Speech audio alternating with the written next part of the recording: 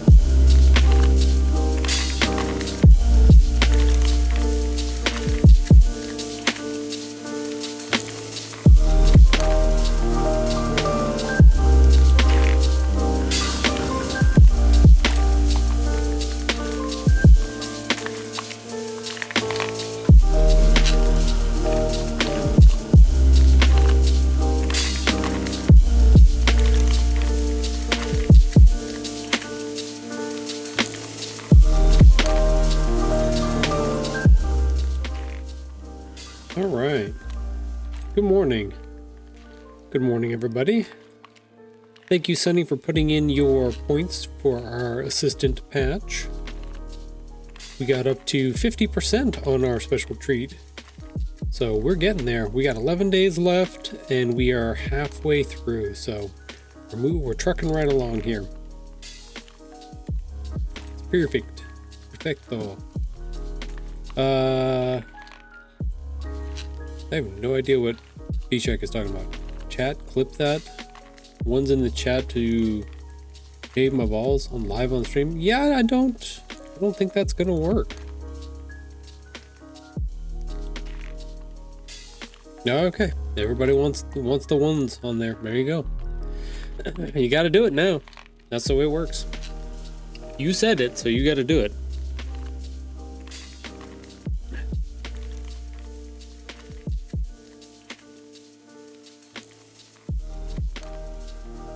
Tahoe has to shave now?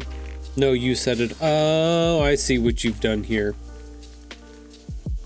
I see what you have done. I understand what you have put out here. You have caused me to say the thing and then put the things into the chat, therefore making me responsible for completing said task. Well played. Well played. Tahoe, do the thing. Yeah, I don't think anybody wants to see that, to be honest with you. I mean, you guys may want to see it, but look, I'll tell you what, I will send you a private video. That make you feel better? Each of you, because I know you personally, so. Nothing better than being razzed by your friends first thing Monday morning. Yeah.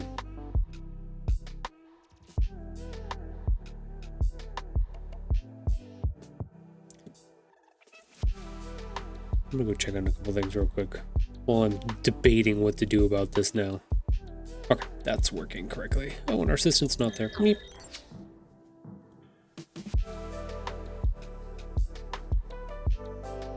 Of course, he's up in his little bassinet now. I'm looking at scenic pictures of Reno right now. I hate living in Indiana.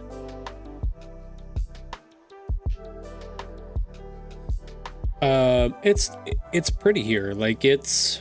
Oh, let's go to the live cam. Look at the live cam here. I mean, it doesn't really do it justice at the moment. Looking out my back deck here, but we are high desert. We're about 30 minutes from high elevation, like snow, up in Truckee, up in the Tahoe area region. So like we're stuck in a little valley / bowl of mountains here. So like it's very picturesque. There's lots of things to be able to go do, lots of hiking, skiing, snowboarding, outdoor activities to go do. Yeah, like I said, you can drive 30 minutes one way and be up in the national forests and just be surrounded by just billions of trees. Or you can head 30 minutes out and just be out in the middle of desert, ghost town, nothingness out in the, out there. You can go visit old sites where actually, I don't think you can visit them, but where they used to do nuclear bomb testings and stuff like that. You could go piddle dink around Area 51. Don't go in because then you never come back, but you can go like look kind of around it. But yeah, we're kind of that fun little nexus of there's tons of stuff around us to be able to go do. If you spend a couple hours, you can drive all the way down to the Bay Area and stuff like that. If you want to go to the ocean, go hang out on a beach for a little bit and then come back.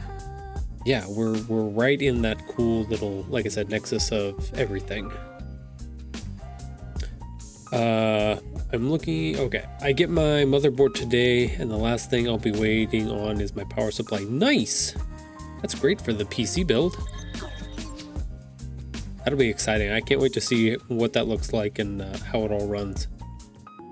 Outdoor activities. You can go to Lake Tahoe. You can go to Lake Tahoe. In a Tahoe, yes.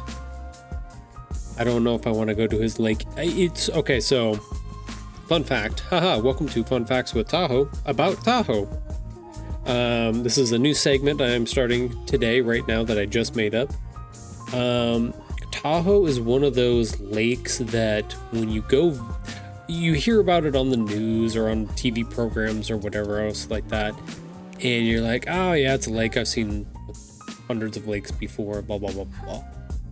The first time you go see it and you're like, holy fuck, is this an ocean? And you're like, and it's like, no, this is a lake. It just goes on for goddamn fucking ever. And fun fact number 2 is deep as shit too. Like, it's crazy that this lake is up here. While munching on some Tahoes. Yeah. We have, the funny part is like I've taken pictures of branded, Tahoe branded items throughout the years. I posted some of them in our Discord as well, but there are quite a bit. So it has a disc golf course. Oh, it has so many disc golf courses and really, really good ones too. That's why I know about it. Oh yeah, I don't know, like super stellar good ones.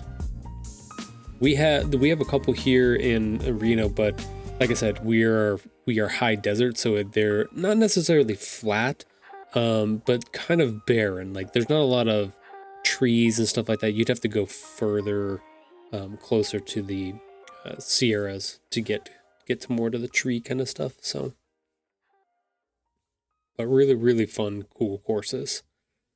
Like if you like bouncing your discs off of big pine trees and stuff like that, then yeah, definitely come to Tahoe to play on one of those courses. They're pretty cool. It's a nightmare for golf as well. Oh my god. You missed it. Yeah, don't go back and watch that. Yeah, no. I was tricked into it. Yeah, I'm gonna shave a very sensitive area alive on stream is what I got tricked into saying. It was one of those got him moments. You know, I should have known. Anytime B-Shack puts something in the chat to always be wary. First thing in the morning on a Monday. I should have been, but I'm not on my A game. I'm having a good morning so far, so I was like, oh yay, my friends, and then bait and switch.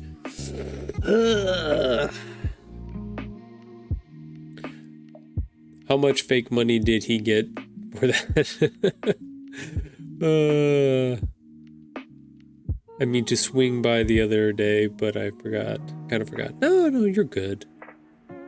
I saw your name on the list, and I was like, Jerf, I think Ghost Guy's coming by to see you, I think is what's happening here.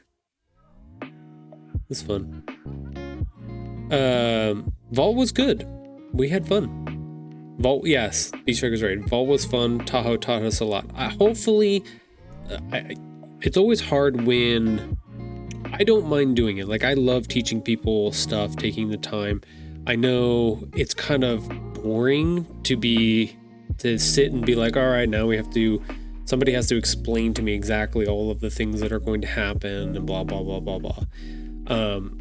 If people don't want that, like, I don't want to do that to people, but if that's what they want, then that's great kind of thing. But I always feel weird about it because I feel like I'm either over explaining it or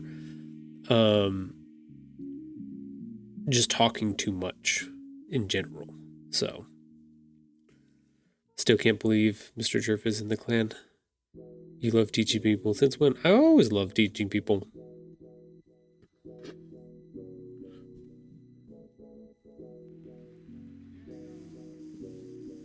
The problem is that I'm almost too patient to a fault where I just keep pecking away at something.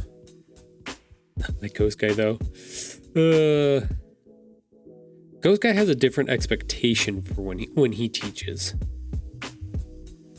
Why did I always have to do the explaining back in the day? You were really good at it. You are really good at it. But you also expected a different level of player to play with you.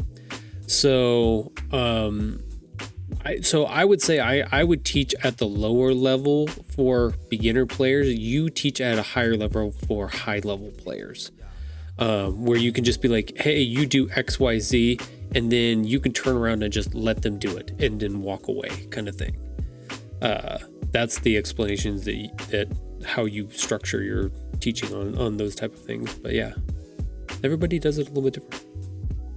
Haha, he has a lucky feat of getting people the exotic on their first try. He's learning.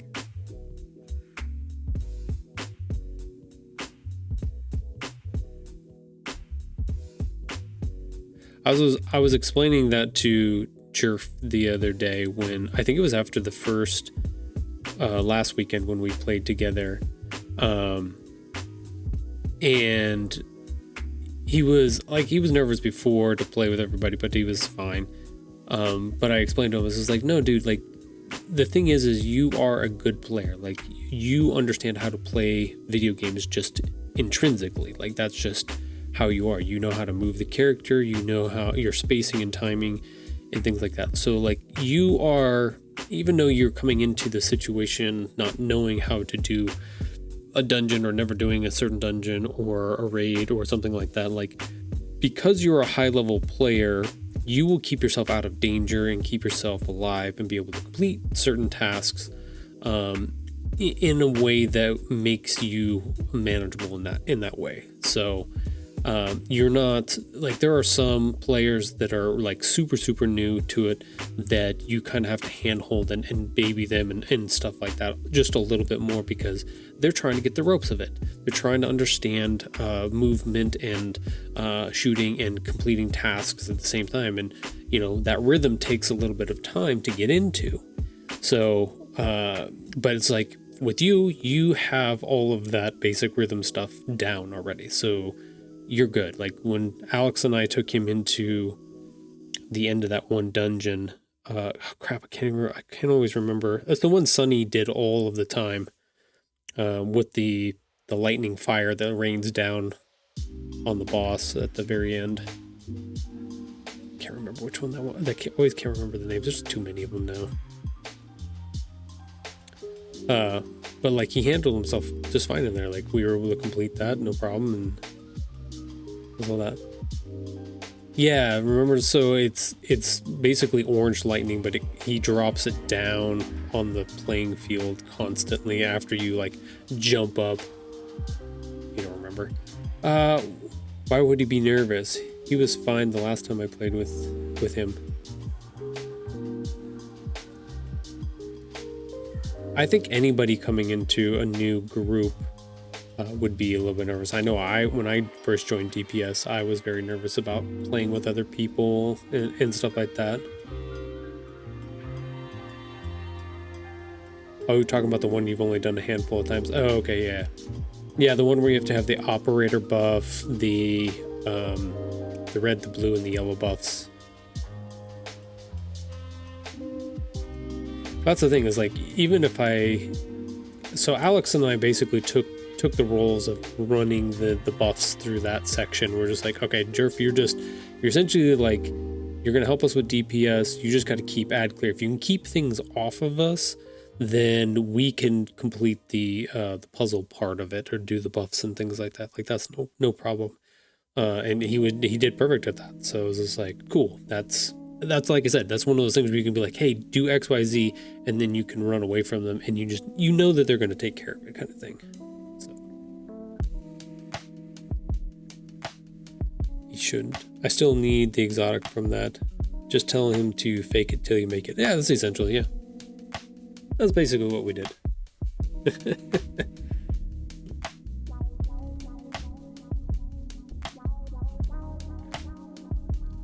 But he's funny because he was giving me shit because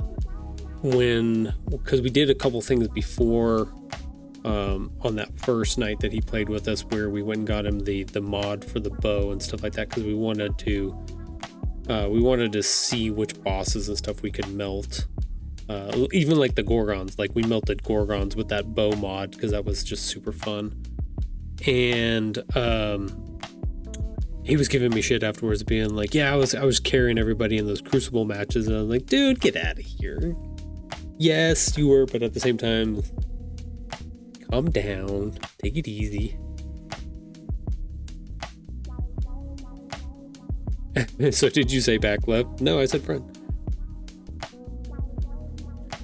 What's up, puppies? Do you need to go outside? The puppies needs to go outside real quick. Let's swap over. Okay, I'm gonna go let her out. I'm gonna run and do that. I'll be right back.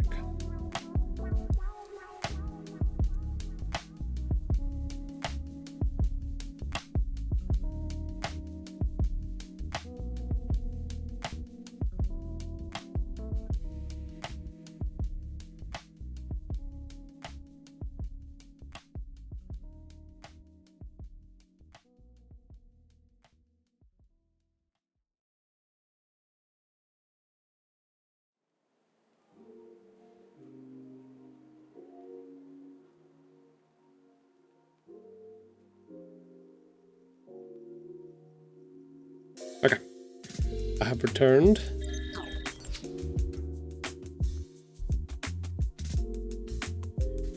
No, I think he's getting comfortable with people and understanding it. It's a very different group from his high school friends that he plays with and stuff like that, where they're very like boisterous and wild and doing a bunch of different crazy things. And we're very tame, laid back, almost too calm in certain aspects.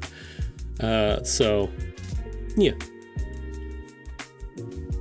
he's doing good though. He likes it, from what I can tell.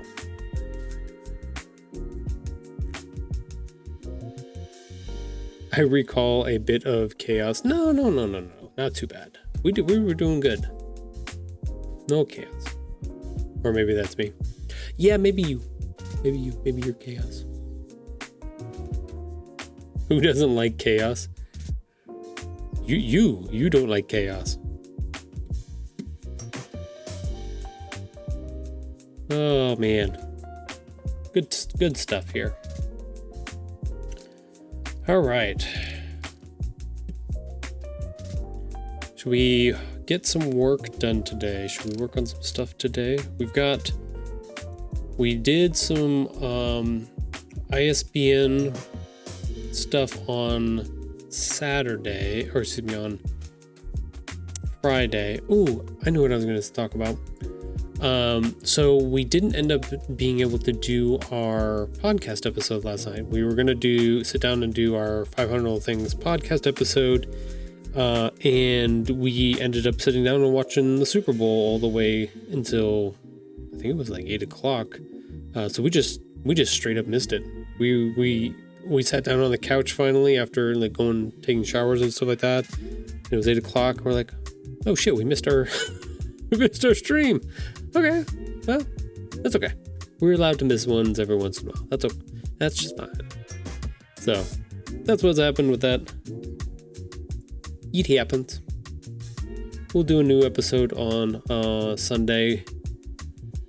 We've got, I'm trying to think. We've got a couple things going on, or I've got a couple things, especially with the book stuff. I've got a in-person event coming up here, not this coming weekend, but the following weekend. That'll actually be my first in-person event of 2026. We still have tickets available to be able to get a book, one of my first books, and have me sign it and do a little meet and greet and things like that. So that's still available. If you are in the area and you'd like to do that, please check out the stitch-tales.com website. There's information there on how to do that or how to sign up for it. So I've got that going on, and then right after that, I also have a meeting for our Society of Children's Books Writers and Illustrators of Nevada, our local chapter that is part of the SCBWI. That'll be on Sunday, like right after that, like at 1 o'clock. So I'm going to be daisy chaining a couple different things together on the 20, I think it's the 22nd. Let me look to double check before I throw dates out there that I'm not 100% sure of. Where's my image for that? Yes, the 22nd, February 22nd. We'll be doing that. Is Nashville in the area? It could be, if you would like it to be. Ghost Guy, if you'd like to find me a little bookstore or something like that where I can come and set up and sell some books, I would be happy to travel to go do that. It's part of this process of building these books and all of this stuff around it is making connections like that and finding areas, asking people, go to your local library and see if they have the ability to request items or request books and stuff like that, and then request the book to be put into that library. All of those things help. Like the libraries go out and they either borrow it from another library or they purchase it for themselves to be able to put into their collection. Which then also helps me. Kids get to see it, more presence around the world. people then can see it more and have more access to it. So it's always good to make all of those connections. So yeah, if you ever see something, Bishak sent me a thing last week, which was one of his local schools was asking for postcards to be sent in to their class. They were doing a project where they were collecting postcards from basically around the world, and you could send in your location, where you're from, your favorite, something that you really enjoy, your favorite thing about either the area or yourself or whatever it was that you could put on there. And it was just like a brief message on a postcard, and then you would send that in, and then they were going to collect them all and have them for the kids to be able to see. So I took one of my postcards that I made, even live here on the stream, and I wrote a message on it being like how much I love doing art and creating and stuff like that, and I sent that to them. So like little fun opportunities like that. Hashtag name drop. Kind of like Flat Stanley. Okay, I always get nervous when Vishak and Sunny start stuff, because I don't know if I'm getting tricked into something here. Kind of like Flat Stanley. I don't know Flat Stanley.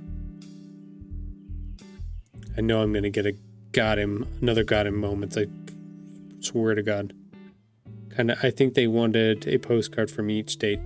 Yeah, I think it was each state, but I think it also said about anywhere in the world, because they wanted to collect postcards from near and wide, as far as they could. I think that was the cool thing that they were thinking.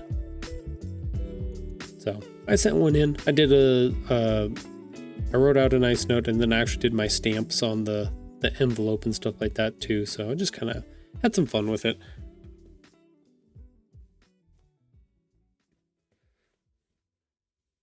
Flat Stanley's number there. Yeah, that's impressive.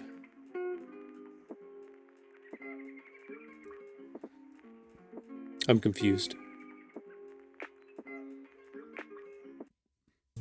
It's just fun little things like that. I've done a couple. I've seen a couple things online, even from my own local schools and stuff like that, where they've been like, oh, if people could send in like this or a piece of art or this, blah, blah, blah. And it's like, yeah, I definitely want to do those things. I made Tahoe say meow. I'll say meow. Meow. I'll even do the new. I'll do new. Clip it. Clip it. Here's it. Clip it.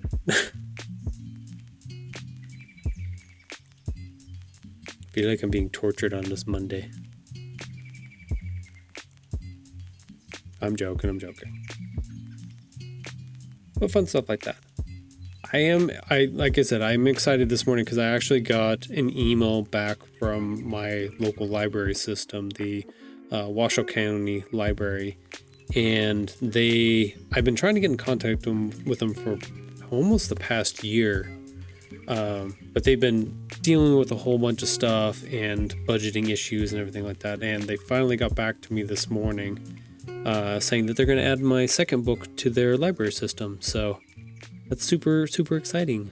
I like that. That means more kids in my area get to have access to my books and stuff like that. So it's super, super fun.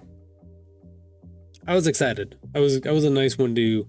I took my daughter to school, and I came back. I grabbed my phone out of my truck, and there's an email, and it was just like, hey, yeah. And I was like, oh, sweet. Yay. Now I just got to get number 3 done, and then I can ask them to put number 3 in their collection as well. Speaking of number 3, huzzah! So like I was saying last week, on Friday, we were able to go through and buy our ISBN and our barcode. So this is the ISBN and barcode right here. This is not the one for book number 3. This is actually for book number 1. But it's just our placeholder for the moment. But we do have the new one, so we actually get to swap that out. Let's see, we want to open up this one. Here we go. Doom. Care.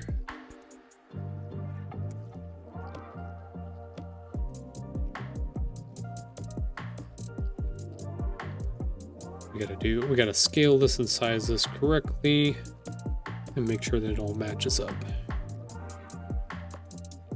So I was able to do I was able to get book 1 and book 2 changed out and updated with their new barcodes over the weekend, because I wanted to get those ready to go, because I have to, when I submit a price change to Ingram Spark, who is my distributor, what I also have to do is I also have to change the files, because this barcode changes on those old ones from that new old price to the new price. They also have to have updated cover files, so I had to go through and change those, and then come to find out I actually have to wait for the price change to actually go through before I can update the files. So stuck in a little bit of a holding pattern until Friday, I think is what it said. And then I can go through and submit the files. But I went through and did basically what I'm doing right here is I got the barcodes all set up and ready to go so that they're all scaled correctly and the files are saved. So when I can put them in, then I can do that right away.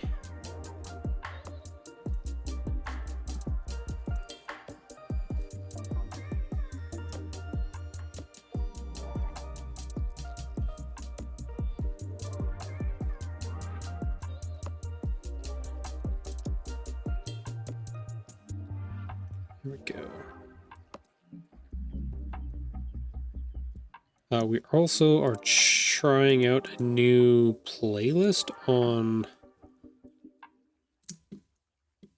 Chill Hop today. Trying to see if it's gives us a little bit more variety or not in some of the music. This way we're not hearing the same songs over and over and over and over again.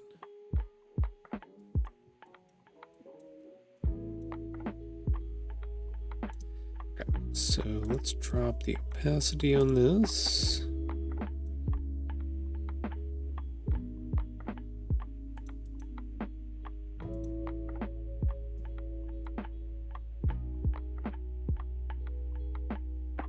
Oh, interesting, that's the same.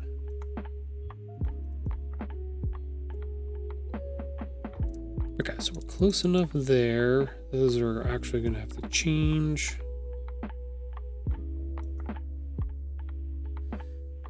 Oh, I realize what's... Wait, did I do something wrong? I did not do something wrong. Okay, yeah, that's right.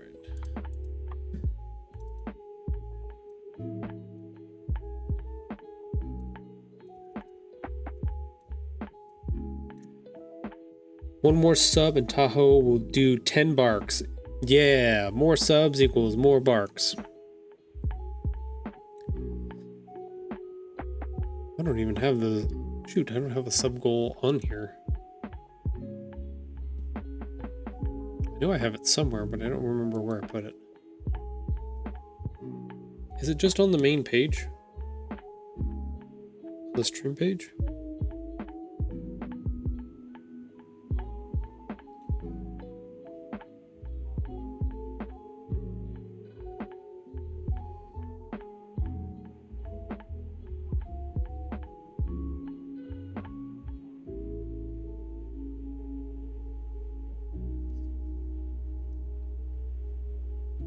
Can you not see it on mobile?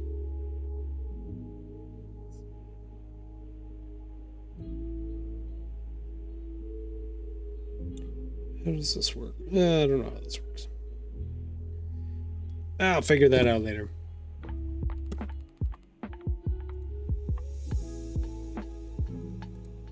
getting distracted today by all the things.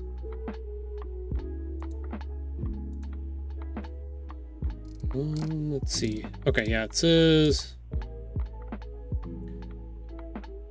we are 2 followers away from having 80. And then we are like seven subs away from having or hitting our 10 sub goal. So, and Sunny put in another bit, so we have 2 bits out of 1,000. So we're there. The goals, we've got some goals set up on the bottom of this. I guess on the bottom of the screen. If you're watching on a desktop, if you scroll down, there's a goals thing. Probably, I might want to put those on the screen at some point.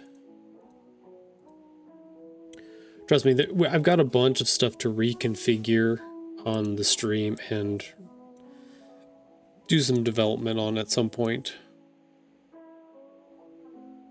I think my main focus is trying to get book 3 done and out the door so then I can focus on all this extra stuff.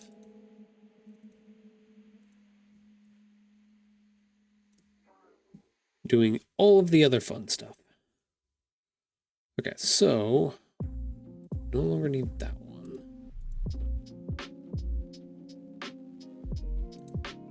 But what I do need to do is I realize there's a mistake. Need to go into number 2 here. And I do need to grab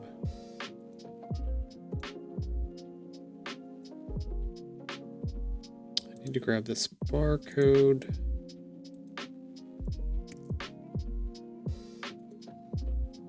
Don't save.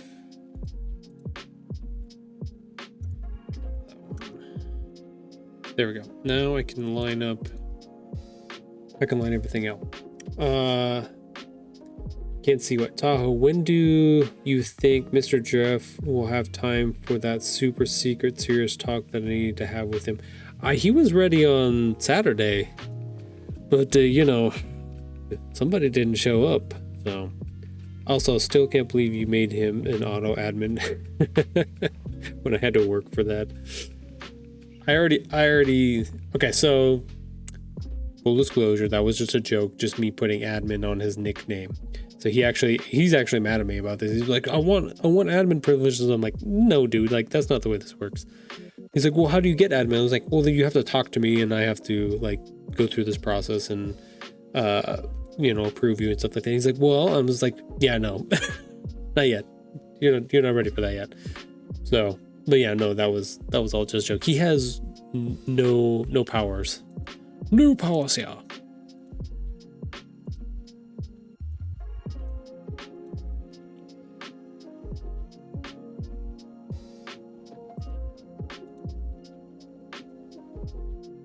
But he does have a lot of ideas on things that either he would like to do, like making videos for our channel, or doing, like, he's been trying to convince me for a while to take our Discord and make it into a community Discord rather than just being a normal boring Discord, which gives us different stuff that we can use for our server.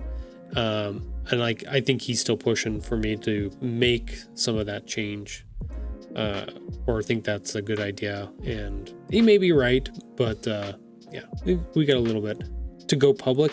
Yeah, it kind of like it does. There's a possibility you can make it open so that people can find it through the community tab on Discord, and then they can apply to join, kind of thing.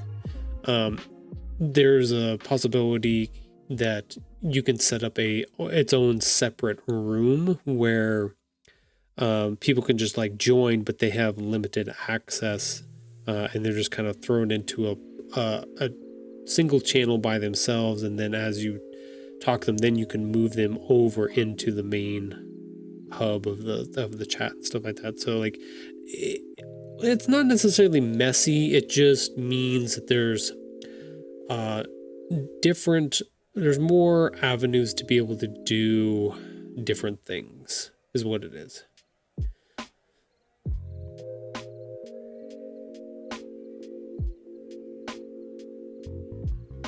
Are you sure you didn't give super secret powers? Haha.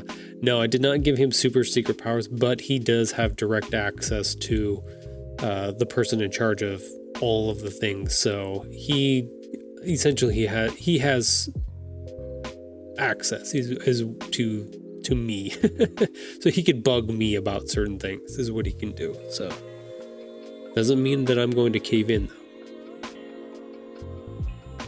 It's not a bad idea. Just a little bit more work involved on the setup. Yeah, exactly. Yeah, then we can have like, I forget what that is. It's an opening page with all of our, forget what it is. I'm in several Discords that have it.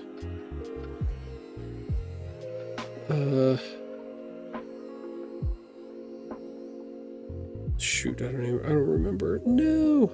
Is it in our family one? I don't know. It just changes it up so you have different abilities to do things. He originally had told me about it a long time ago, and I was like, I don't see the benefit of that at this time, and especially how we have the group set up that we're very much like a small tight-knit group, friends, family, that type of thing. So like if opening up that part of the community, opening up the Discord to a community style one would has the potential to change part of that. So it's like, I'm not sure that's the correct way to go. But it's also a possibility that we don't necessarily have to have it completely open to everybody to be able to come in and out. There's a possibility we can benefit from the tools that are available to a communities type Discord, but still keep what we have, kind of thing. So it's just stuff and things, you know what I mean?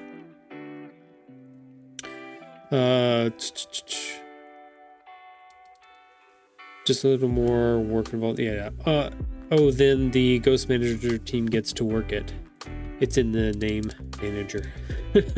I mean, I'm going to be honest, I feel like Ghost Management team is almost dead. No, it's just on hiatus, I would say. You guys are on hiatus. Management. Nobody talks in it anymore, and what it was set up for has changed a lot. That's the thing about what we've done and what we set up. I think across communities and stuff like that, things change and evolve and do different things. And I think I watch a lot of other communities where they're like, oh no, this is the way it's going to be. And it's just like, okay, is that the way it's going to be in 10 years, 20 years, 30 years, 40 years? Like, well, it's like, no, it's not. It has to. That's why I don't ever like to tie anybody down to the DPS stuff, is because it's not meant to be this cornerstone of, existence for anybody or friendship or anything. I was talking to our new member that played with us on Saturday about that, because he was asking, he's just like, oh, what is this clan night thing all about? And I was like, it's really just a social hub. Like it's my way of putting together a day of the week that people, if they want to come and meet with everybody and or meet with a group of us that get on the regular and play, then they can dip their toes into our group and see what they want, or how we play together and stuff like that, and they can make connections to other people. And like he was talking about, oh, I'm on the East Coast, and Bishak was like, well, I do East Coast times stuff on Fridays, so if you want to drop by that's what those clan nights are for, is being able to make connections with people. So like, I don't expect people to come and play every Tuesday and Saturday with me or with us. It's there as just an opportunity kind of thing, right? It's there to help facilitate building smaller groups, like the Ghost Management team. Like, you guys built a little group, and you had the ability to go and do higher level content. And if you wanted to, grab somebody from the rest of the community and throw them in to fill in spots and stuff like that, like, you have that ability and to do those things. So that's kind of the idea. It's building that friendship and that understanding. Like this is games, and these are supposed to be fun. It's not into the world of anything. Like, you have lives, you guys have jobs.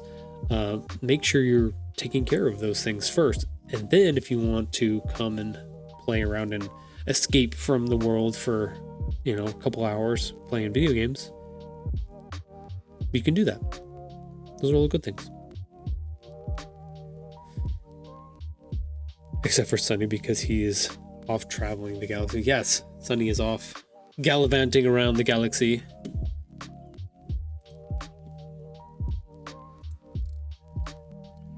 Off on your adventures in the deepest, darkest pits of space. 13.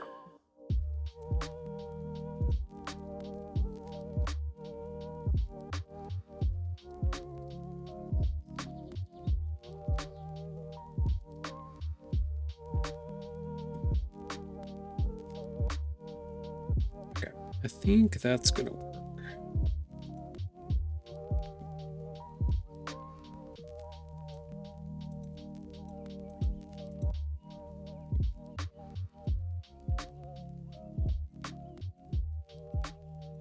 Sure everything's lined up, or at least close enough for comfort. Okay, cool. Close enough for comfort.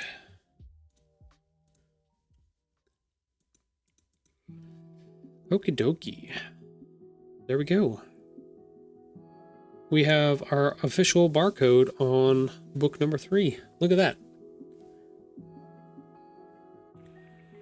It's the Great Space Coaster. Yes, it is.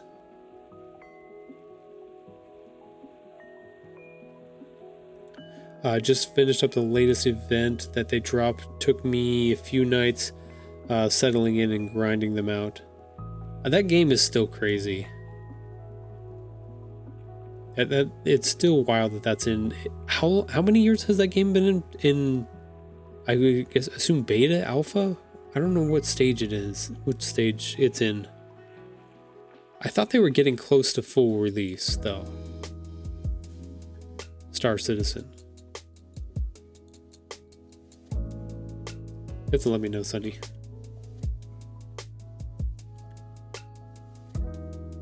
Hey, good morning, Bryce.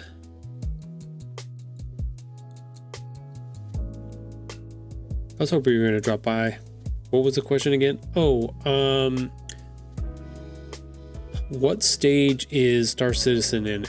They're still in beta, but they're close to getting it out for full release? Question mark? Still in alpha. Okay, that's what I thought. I was just like, I couldn't remember if it was alpha or beta. Damn, they still got a long ways to go then.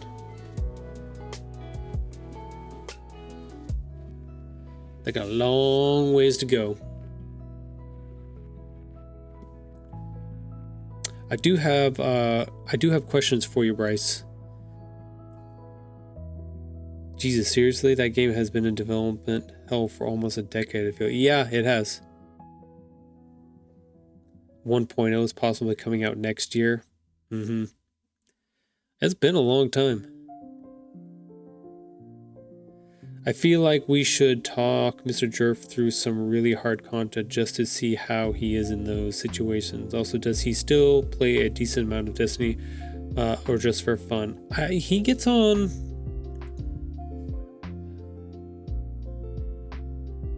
I think he would be fine. He does play some. I think now it's going to be interesting to say.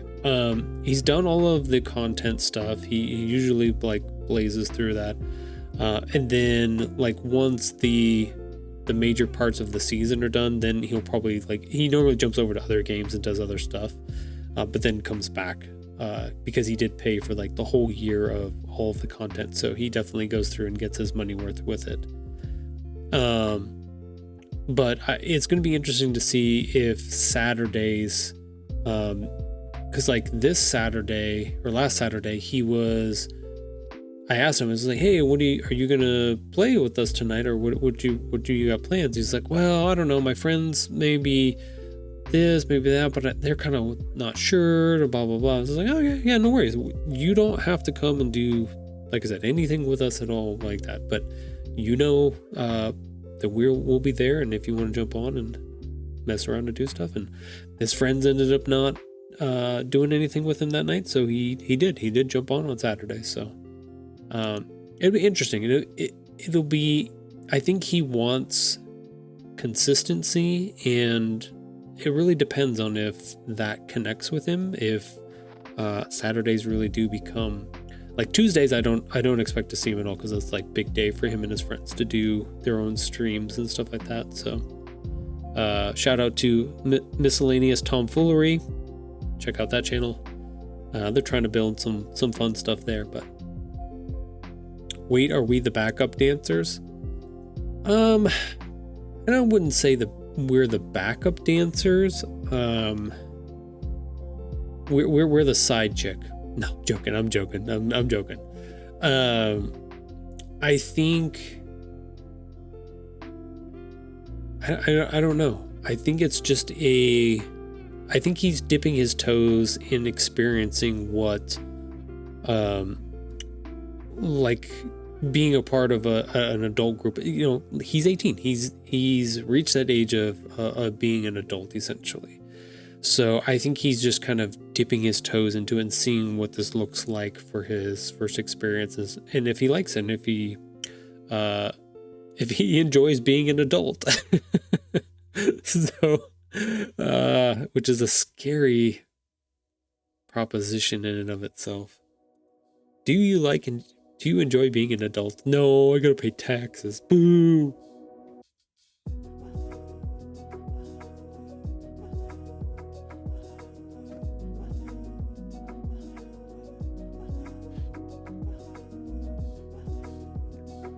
The standalone Squadron 42 is aiming for release this year. It's like Star Wars meets Suckman. Ooh, cool. Yeah, I do have questions, Bryce, for you. So I did some recording of a video. I know we talked about some of this a little bit. I did some recording of a video a little bit ago, and I went back and re-recorded a bunch of stuff. And I want to do some color grading in Premiere Pro. But I don't know enough about it. I tried to do it before, and whatever my problems were, any type of adjustment that I would do in the program when I would try to go to export it, it would not look the same. So I shot video on my iPhone, so I have the files in .mov. And I don't know if I should convert them to something else to make them more palatable for Premiere Pro to be able to adjust and then export, or if they're like, I don't know enough about their export system to be able to utilize it fully and correctly. That being said, I also this weekend went on a like half of a day tirade because they also changed something in Adobe Illustrator, and the files that I export as PNGs no longer are the same as they used to be when I exported them a while back ago. So there's some funkiness that Adobe has done with their coding of the product. So it may just be me or the understanding of what's going on, or they just have fundamentally changed some things. So I don't know, but I do have questions about color grading and stuff like that. I don't know if it's one of those things I can send you though, because it's how many gigabytes? Let me look real quick. It's 1 gig file. So yeah, we'll see. I'll figure it out. All right, peoples. If old files are broken, you can download past versions of Illustrator to try and figure out a fix. Ooh. I forgot that you could do that. I don't know if I can do that though. Shit. That is a good point. I didn't think of that. I swapped from I got a new Mac. I'm running everything off of a Mac, by the way. I bought a new Mac, so it's no longer, it's on the new Silicon system, so I don't know if I can go back to an old version. I'm not sure. Okay. I'm going to answer both of these questions here. We are getting ready to do ads here in about 30 seconds. So I'm actually going to swap over to our outside cam. Maybe is our assistant hanging out? Hey, look, our assistant's hanging out. I'm going to move us over to our assistant cam for the moment. We're going to run those 3 minutes of ads, and then this way we don't miss anything, and we can keep talking without this interruption. We'll come back after these are done, and then we'll keep going, and I'll read through the rest of the comments and stuff like that. So go get a snack, go get something to drink, go to the bathroom, walk around for a minute, and I will be back in a few minutes. So thank you. Stay tuned.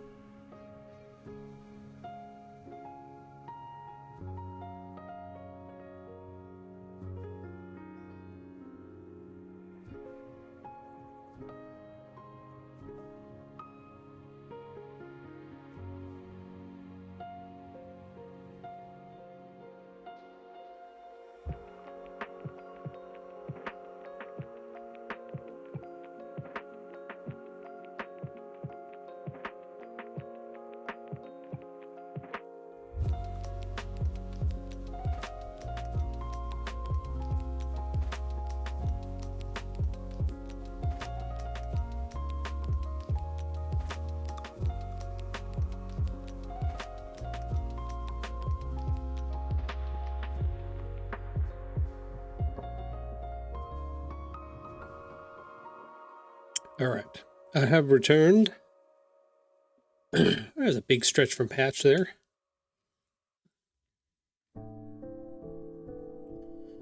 Okay, we'll give it about 30 seconds. We'll get, or maybe a minute here, because I know ads are sometimes weirdo burrito where they last a little bit longer than normal, so it just depends. Aw, thank you, Bryce, for petting the assistant. Bryce Austin pet the assistant. We'll put that right there. That's good. That's a good spot for it. I do have to say that is one of the cooler things that I've put together for the stream so far is that right there. As the being able to pet the assistant. I don't know why, it just tickles something inside of me that just makes me happy. So just one of those things. Okay. Back to our questions. If old files are broken, you can download past versions of Illustrator to try and figure out a fix. Okay, so I think that's the crux of the question at the moment is the files themselves aren't necessarily broken, and it may be something that somebody else may have to confirm with their system.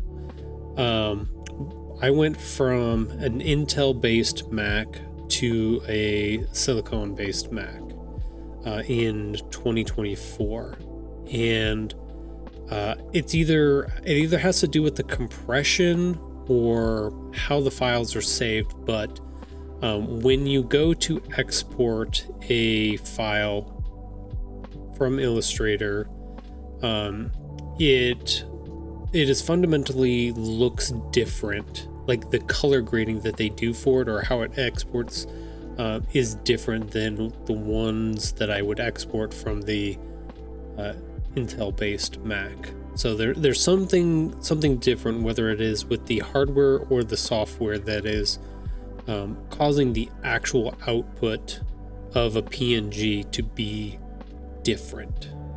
So that's what I'm running into with that. It's actually an export thing, and none of those system settings have changed. So it has to be on the hardware or software side, on the back end of things that I'm thinking of. But I think what you're suggesting, and I have to look into it to see whether or not I can actually go backwards in versions on the new Silicon Mac or not, because you like I had to upgrade to the new Illustrator and stuff like that because the old one would not work on this new Mac. So I'll have to look and see if I can go backwards or not. I'm not sure, but that is a good suggestion. I do want to look into that. Thank you for that, Jackson. I do appreciate that. Not really. Okay, yeah, what Jackson said. Production designer here, I've dealt with this problem a few times. Did you update your OS too? Yeah, unfortunately, I don't know if anybody else has run into this, and Jackson, you'll have to let me know as a production designer. The new, and I hate to have to say this because it's my name here as well. The new macOS Tahoe sucks. Like it's been nothing but a problem, and I thought I had waited a good 6 months to update. I figured, 6 months they'll have most of the bugs fixed and adjusted for in that time. They do not. Like it's rough.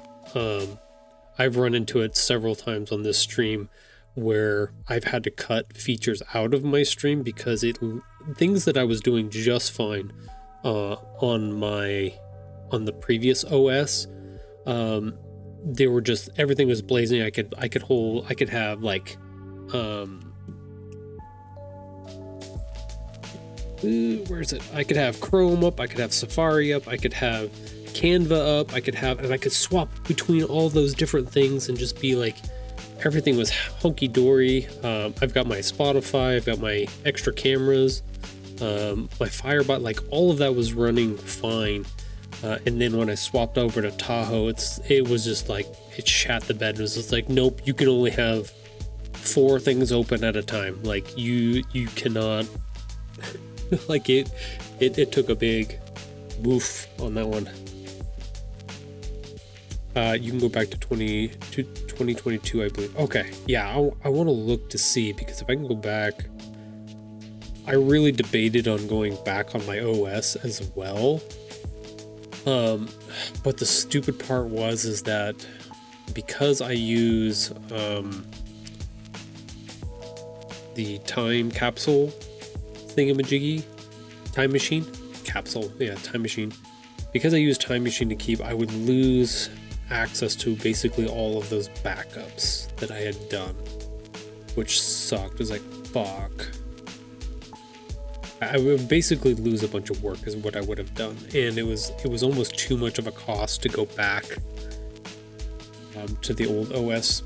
It was like, that sucks. So I'm kind of just rolling with the punches at the moment, hoping, as the last update did fix a bunch of stuff, or at least made it usable, like menu items and stuff in the top menu bar, those were having problems, like the icons and stuff like that. So I was shocked at how buggy that Tahoe update was. Like, it's not great. I'm also surprised that they haven't quite caught everything up and fixed it yet either, so it's all funky-dory. From what so what I'm reading is it could be a gamma mismatch on Premiere and whatever you're using to play the exported version. Oh, okay. So Preview might have a problem showing that correctly. Gotcha. I still think what Jackson suggested could be a quick remedy. Okay, so files are opening and are workable, but the color in the Illustrator files are different to what the PNG export looks like. Color in the Illustrator files are different. Yes, that is correct. That is what's happening. So it's weird because what I'm seeing like on the screen. So if we're looking at book 3 here with this green color and stuff like that.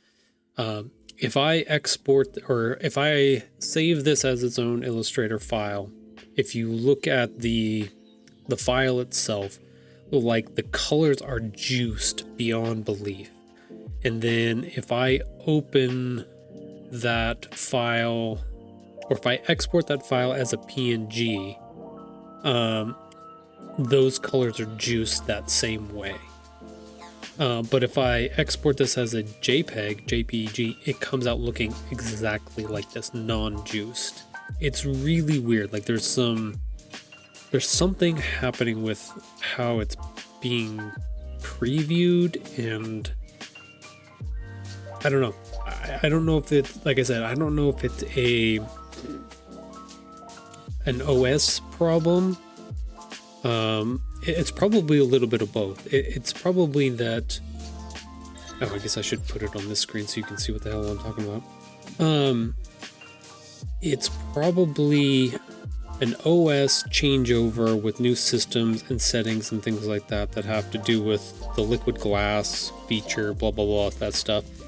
And it's probably Illustrator hasn't quite caught up with fixing all of those little buggy things that are happening with it that are causing issues. It's probably what it is, but wait, explain that one more time. The PNG looks closer to the file Illustrator or the JPEG. The JPEG does. It's really weird. I wonder if I can preview this, show you what I'm talking about. Okay.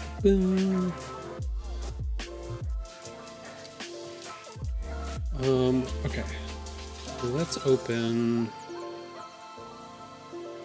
Let's take a page like this, right? We will export this. I'm gonna see if this works. This is, I didn't think about testing this last time, but let's save this as, why am I being dumb? Where's my PNG at? There it is, PNG. We'll save this as a PNG, save it on the desktop.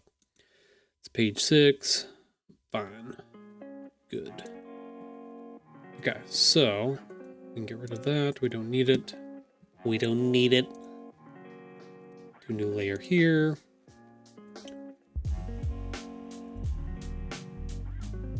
Okay, so let's drag. Okay, so this is the file we just saved as a PNG from our Adobe Illustrator, right? Okay, so let me grab this one.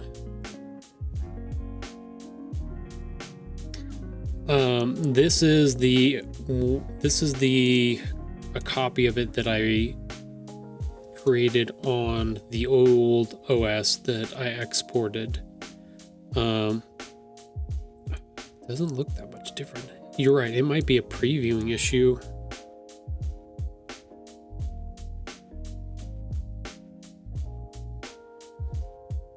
No, they're slightly different. They are very slightly different. Okay, so let's stack these on top of each other here.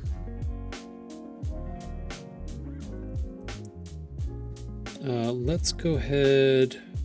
Let's crop image. Let's crop this in half at the moment. Apply.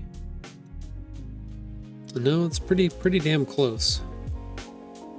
No, it's still off. Okay, so here you can see the difference. There's a fundamental difference between the way it was saved in 2024 compared to 2026. There's a different color shift between those two, and it's very, very minimal, but for my designer eye, I can see that stupid shift there, and I can tell that there's a color difference. So like I said, it probably has to do with the compression or something that they've done with how the files are put together. Like you can't tell the gray here. I mean, maybe a little bit. You can definitely see the line. You can see the line there, but it's just saving it slightly different. But nothing I have done on my end has changed. Nothing is different from any of that. So it has to be something that they've changed themselves. And it's more annoying than anything else. But it does, like, it changes the color space a little bit here, because like this left side on this bluish grayish color, it's a little bit more like green, where it's way more muted and dull on the right hand side. So it's really weird. Okay, I thought I heard the other way around, but my brain is not fully functioning. No, it's hard to explain. I think that's where we're running into this. And it's probably stupid, but it's just enough that I'm noticing it. Like, I can definitely see that split right there between those two different colors. And when I'm dealing with print materials, because I have to send this off to my distributor and printer to get this printed, I want them to be as consistent as possible. So I don't want variations and stuff like that, especially when it comes to like the covers, which are very vibrant and rich and stuff like that. So I want to make sure that stuff stays consistent, and this is telling me it's not consistent, which is really weird. And I wish I kind of knew what was happening to make it do that. Some pages it's fine, other pages it's not. It really depends. Stuff with a lot of black on it, it kind of kills some of that darkness in the black color. It's really weird. I wonder if it can show up here. Yeah, like it's indistinguishable here. So the black there is fine. Like you can see a little bit of this blue shift, not too much. It's really in that orange color. You can definitely see that shift between. I might be being too picky about it. Who knows? I want everything to be perfect. Meh.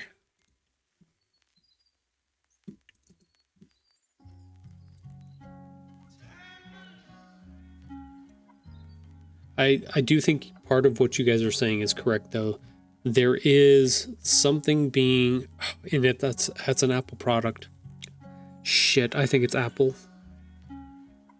I think what I just proved there is, like you're saying, the profiles are close enough that Adobe is able to recognize that they are really, really close. But Apple's preview, they have a thing where you can highlight a PNG and just press spacebar and it brings up a preview of that graphic. I don't think it's displaying correctly, or it's pulling some different information, because the shift when I pull those two files next to each other is much more dramatic compared to what we were seeing with that example on Illustrator. Okay. Interesting. Fuck. God damn it, Apple. That means it's an Apple problem. They screwed something up. Shit. Well, that's good to know. I don't know if that helps me, but it is good to know. At the very least. Shoot. Can you pull up the document info and check the color profile, and then check the color profile you are using in Illustrator? Yeah, I'm running it in CMYK because I'm doing print. This is for printed materials. We want to run it in CMYK.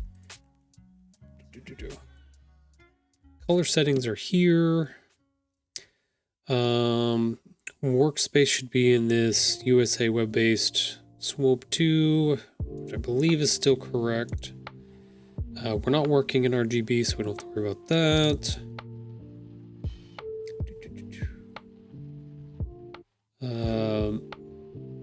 Yeah, this is stuff that's above my pay grade.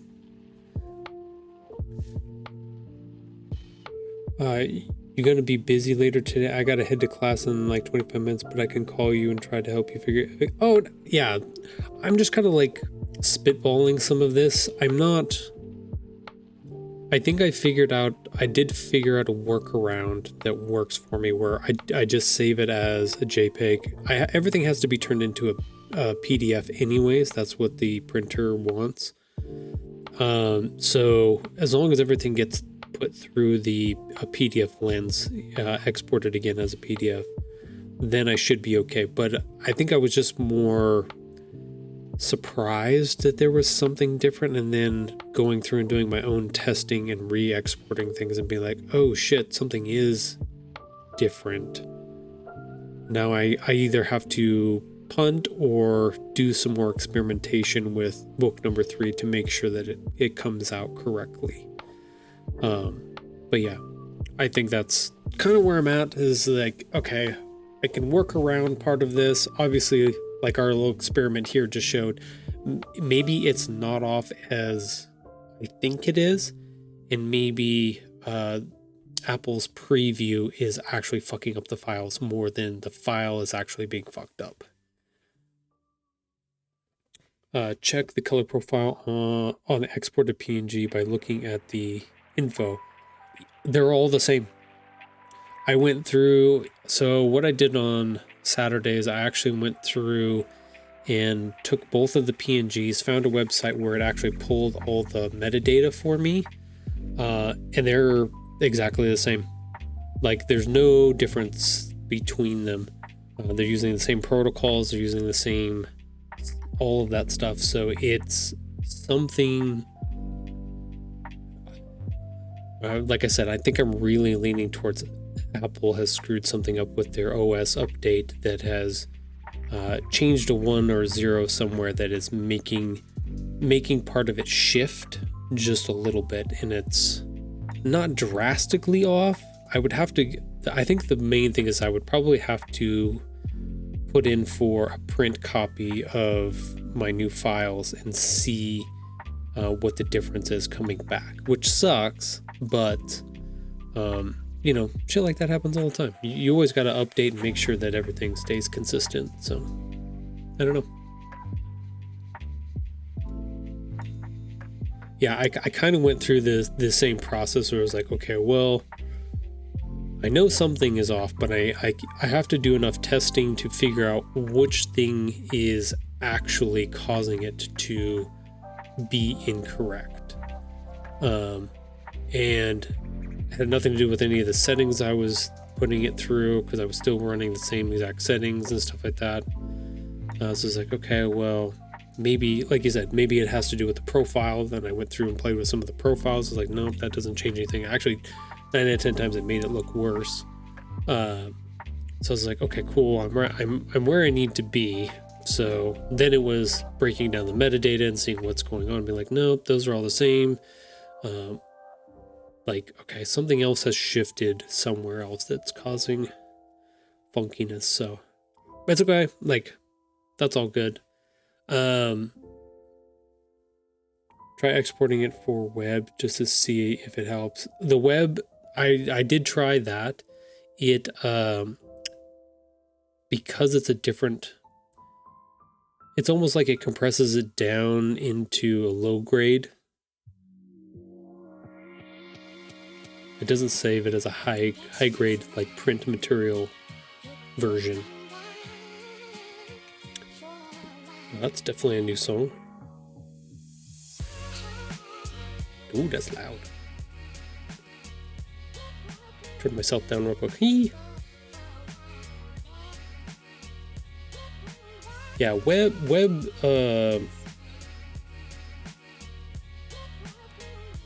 I can export it for screens. I can export it as. Let's put that on the desktop. WebP. Yeah, I tried doing it at some of these other. I even tried to save it as not a PSD and stuff like that, and it did weird things. I think there's like I said, I think there's a couple things going on where Adobe hasn't quite caught up with the stuff that got fucked up with macOS Tahoe, and macOS Tahoe hasn't quite caught up with the fuck ups that they made for themselves. So I think it's a double fuck across the board. So I think part of it has to be what it is. I like being able to produce the artwork and stuff like that. That's not being affected. Figuring out how to make sure that my exports come out correctly. I can work on that a little bit later. Like I've got time in between, so I'm all good there. It's just kind of aggravating because my eyes see it, and now that I know it in my brain, it's gonna bug me for a while until I can figure out how to square it all away, kind of thing. So, but that's all.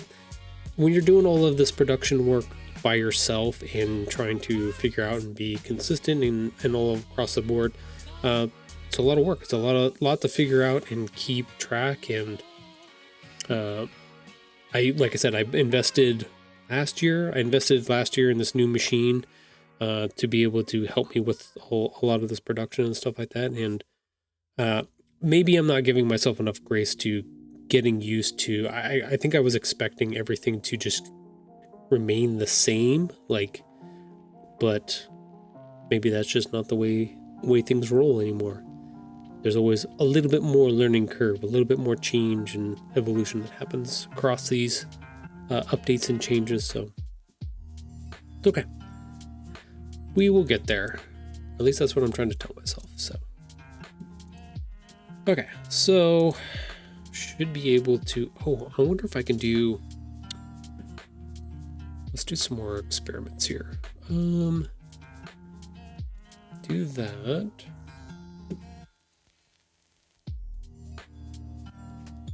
But thank you guys. I appreciate all of the help on that. Those are like tons of good ideas and probably more stuff that I can play with and try out and experiment with that information. So definitely super, super helpful.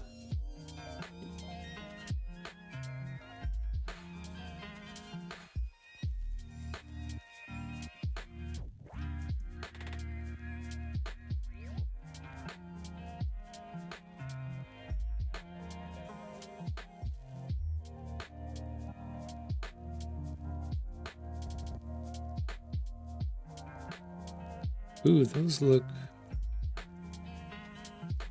Okay, so I did an experiment where I exported. Now it's back to being normal. What the fuck is happening? I don't know what's happening. Now there's no difference between the PNG and the JPEG. What the crap?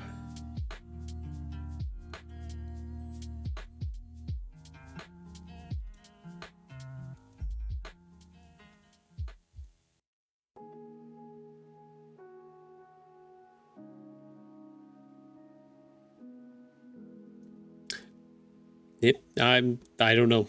I honestly don't know.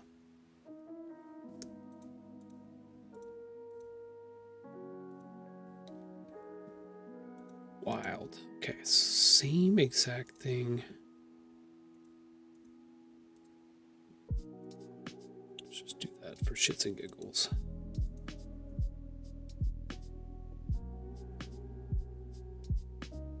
Okay, so that definitely... Okay, that makes a big difference.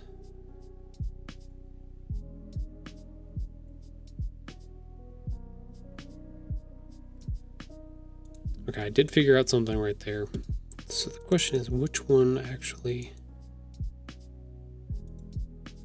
Okay, here we go. Here we go.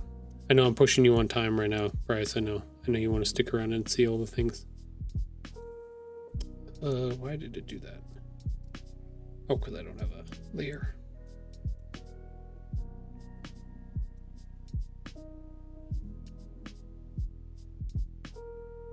Okay, so this is the PNG that I just saved.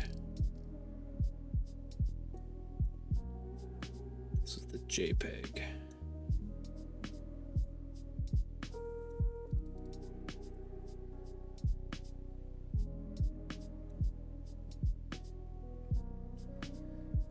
Crop. Oops, I gotta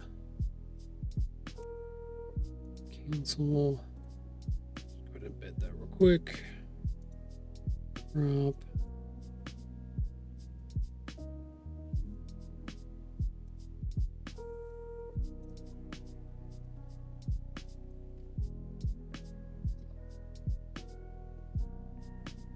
Okay, yeah, there's something. Oh my god. God damn it, Apple.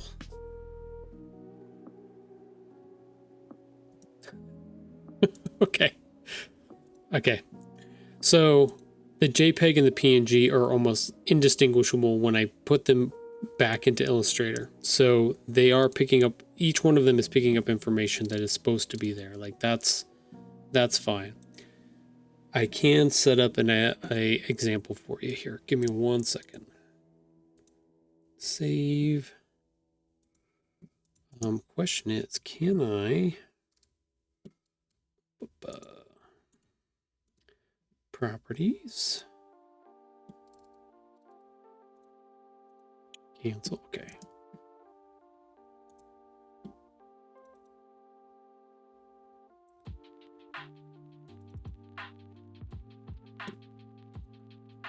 Okay.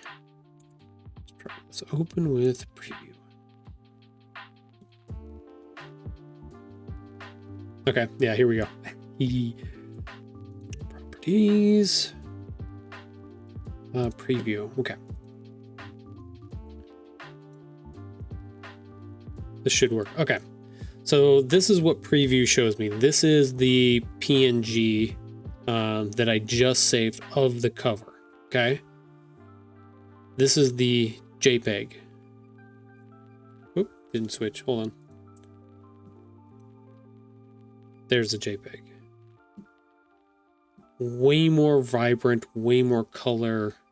Like this is very dead colored for the PNG, and I don't know.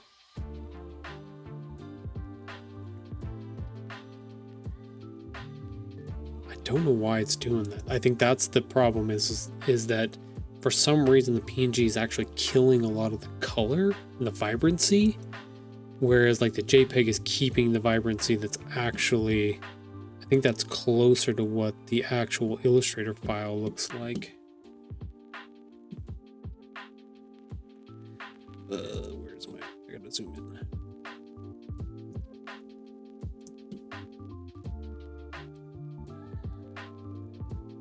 Yeah, it is. So I think that's where the problem is that I'm having, is that I see that the JPEG is way closer to what is actually correct, whereas the PNGs now are being drastically muted.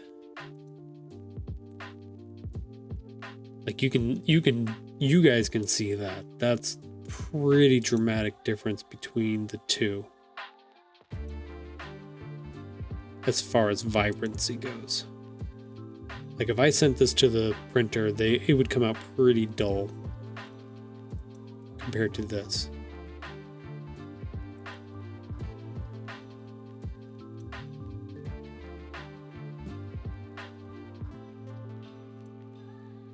So weirdo burrito stuff, I'm not quite 100% sure what that is, but that's what I'm struggling with at the moment, is trying to figure out why it's killing the color when I'm sending it as a PNG. It shouldn't do that.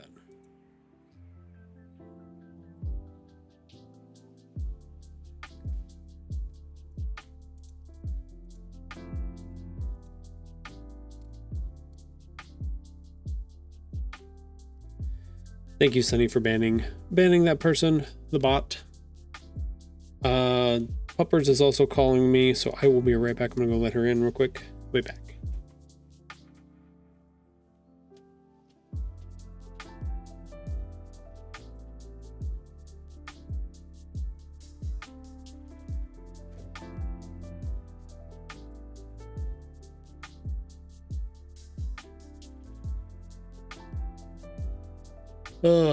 There we go. Just want things to be consistent. That's all. Hard to do. Okay, so that's our full cover now. That's so weird.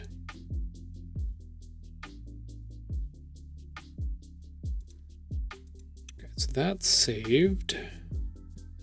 What we do need to open up, though,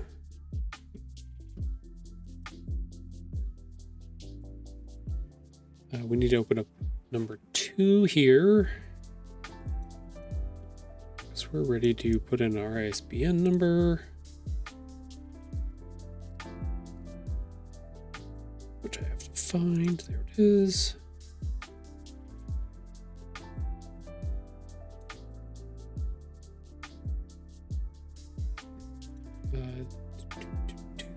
How does this look? Yes, okay.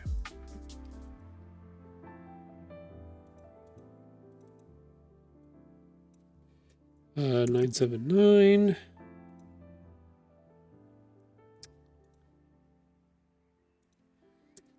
Eight.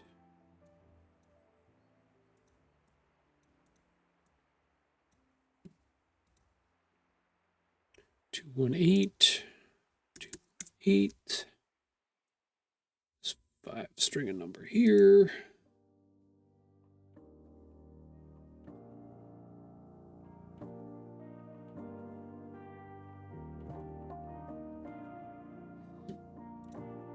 Wait a minute, did I do that wrong?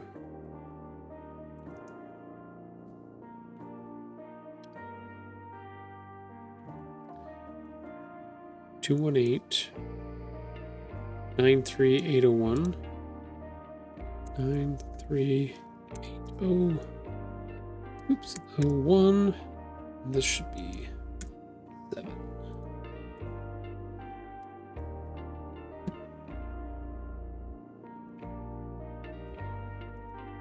Okay, yeah, I see it. Sweet, so that's updated. So now that we have that done, which is good, we can go get our Library of Congress control number. We can start that process probably, maybe even on Friday. We might be able to apply for that. Like I said, we got a couple of things happening on Friday where I need to update our files for book 1 and book 2. we have to update those covers because they also got new barcodes as well, like this one. I can actually bring those up for you. There's book number 2. Yeah, we went from this barcode to this barcode. Easy peasy. Same thing with book number 1. But this gets this part done as far as the ISBN on this page. I do have the dedication completed, or written at the very least. I don't have it here because I don't want Mrs. Tahoe to see it quite yet because it's for her this time. And she may be lurking in here. Let's see. No, I don't see her in here. Good.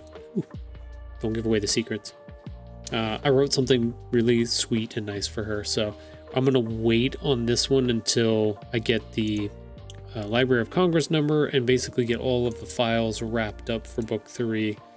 Then I can put that together so that I can send it out for a final print to get sent to me, and then I'll be able to present that to her. And I think that's the thing. It's like I'm trying to figure out, like, do I give her a physical copy in hand to be able to experience the dedication right off the bat, or do I give it to her ahead of time, kind of thing? I feel like the first idea is a good one, but that's kind of what I'm leaning towards at the moment. This thing.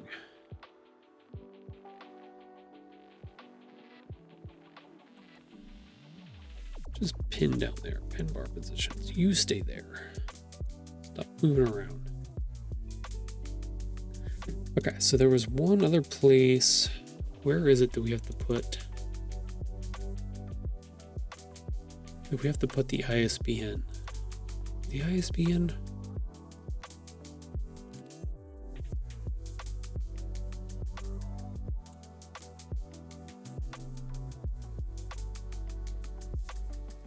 We're really close. Oh, that's what I was going to do. I want to work on that a little bit. I also want to export. I'm going to export this real quick.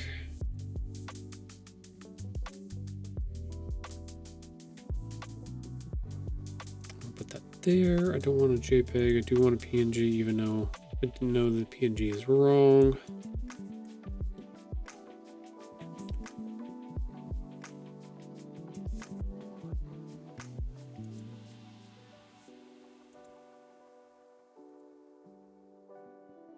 That's right. We've got it optimized for type 300. It can't be the interlaced thing, can it? Is that what's causing it to be funky dory? No, can't be. Can't be.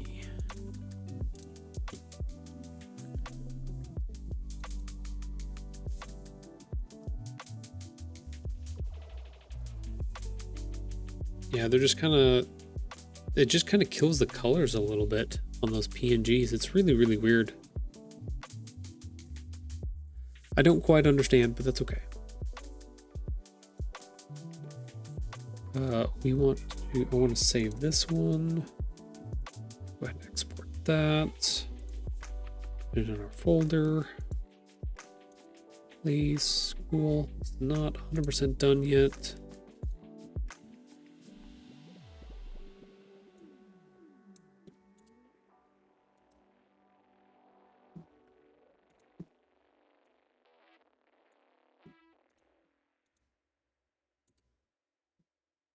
Yeah.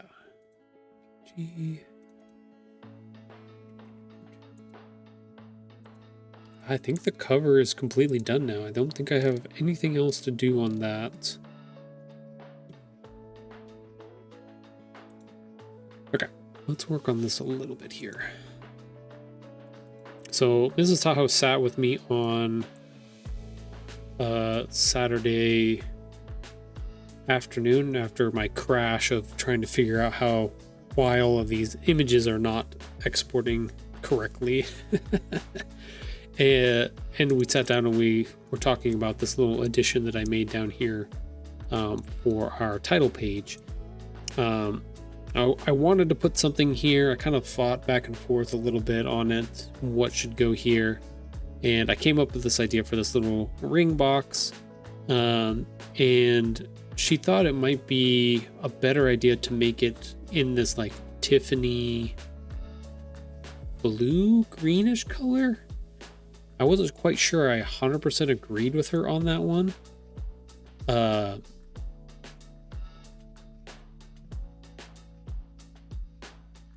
I'm still kind of iffy on it. Like, it's not bad, but at the same time, I'm like, could it be better? Could it be a different color? Why does it feel, and maybe in contrast with the green on the background, it just kind of feels like I was okay with it being white-ish. But even that was kind of hunky-dory too. Maybe I need to make some more adjustments here.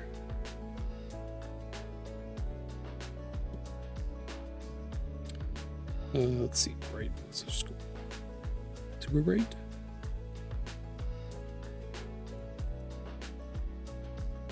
Like, I don't want to go dark.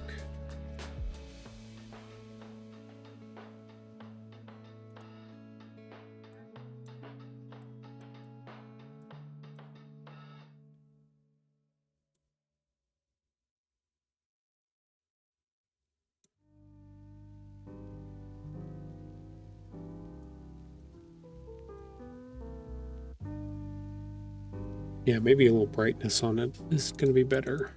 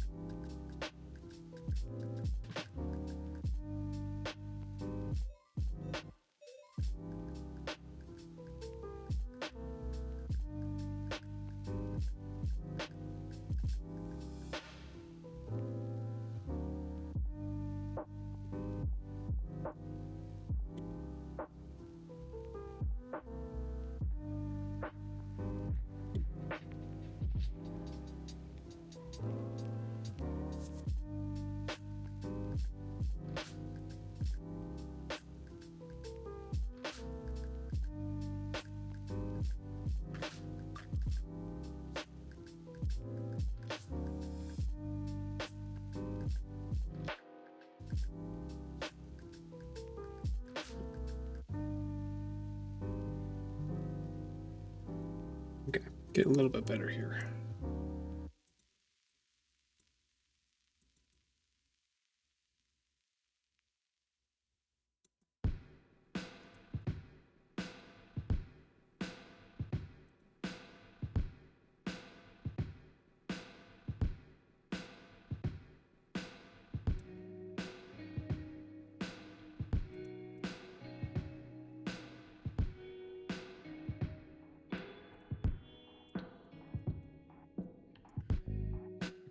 Better.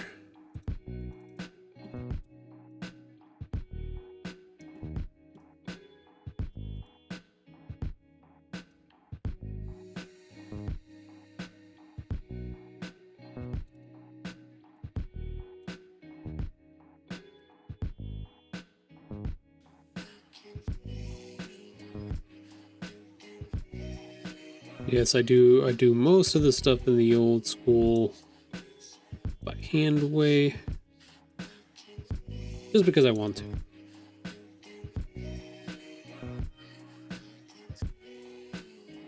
All right. Be a little bit better about that. This is still a little high.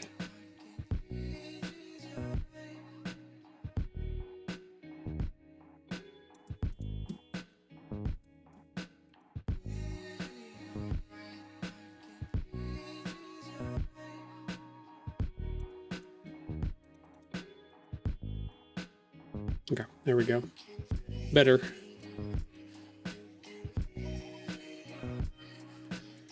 Does it? this is the size it's going to be. Can you pick up on it from that size? A little bit.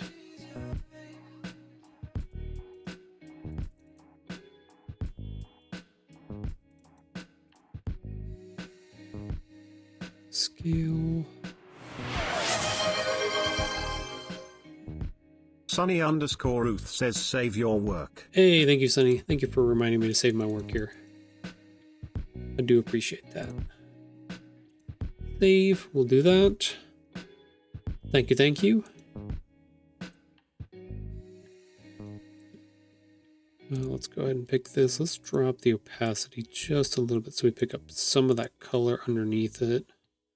Just go to 90 for now. Nope, need a little bit more. Let's drop that down to like 80.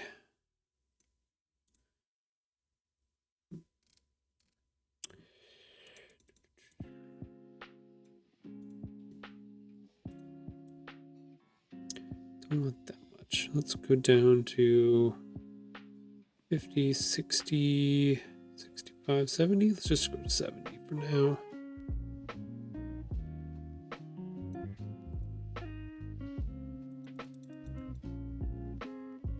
Picking up some of it, but not as much as I would like. The white is too stark.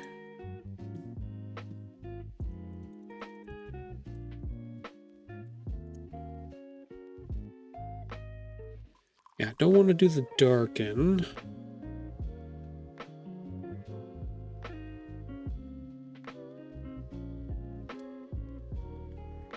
Multiply. Color burn, no. Lighten screen, no.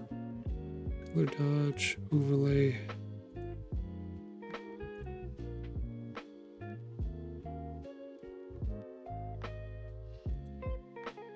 We lose all the details.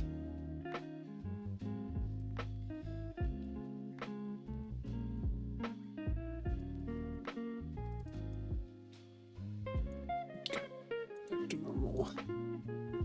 I'd have to do something else to it to make it so that I can use some of those effects on it. Like, don't mind that idea, but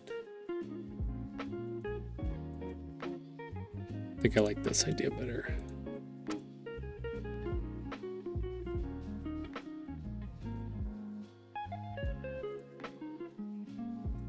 Let's see. How's everybody doing today? Thank you for the help, Jackson. I do appreciate that. At least hopefully giving me some ideas on things to try out and stuff here. What do you normally do? You said you work in production design. What kind of production design do you do? Warm. Sunny is warm. I'm joking. I'm playing. Can I go?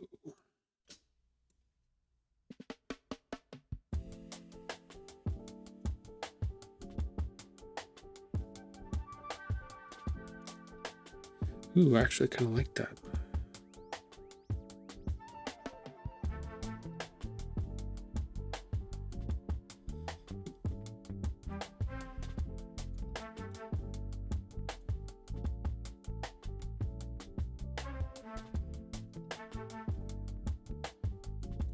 I do that.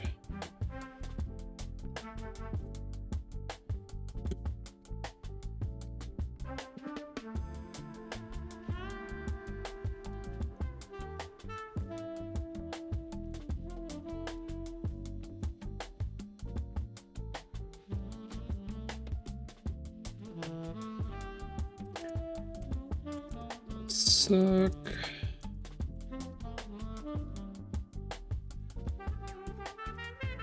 I don't like the way that one looked. We juice it. Oh, that's the wrong juice. Okay. We juice this. Then we go back. Then we get a little bit of that blue on there. Just enough.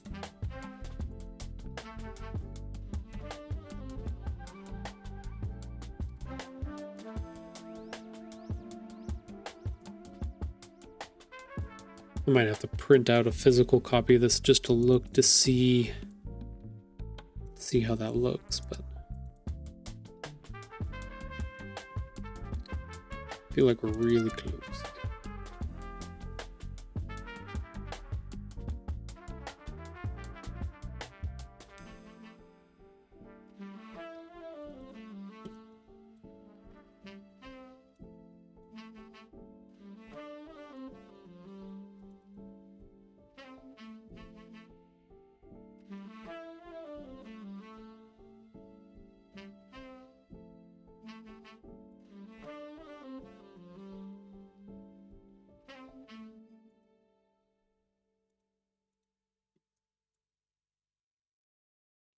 There we go. Yeah, I like that. That's not too bad. It's toasty here today. I don't like it. I feel that. I was hoping, because we're supposed to be getting some weather here. I'm hoping really soon. In the next day or couple days here. Oh yeah, we got some clouds rolling in now. At the beginning of the stream, I showed outside, and we had some really cool like cloud patterns and stuff out there, but it was mostly all blue skies. But we've got some murky clouds starting to roll in now, so there's a possibility of rain here coming in. And it says possibility of snow, but at the same time, it's way too warm. It's 48 degrees here right now.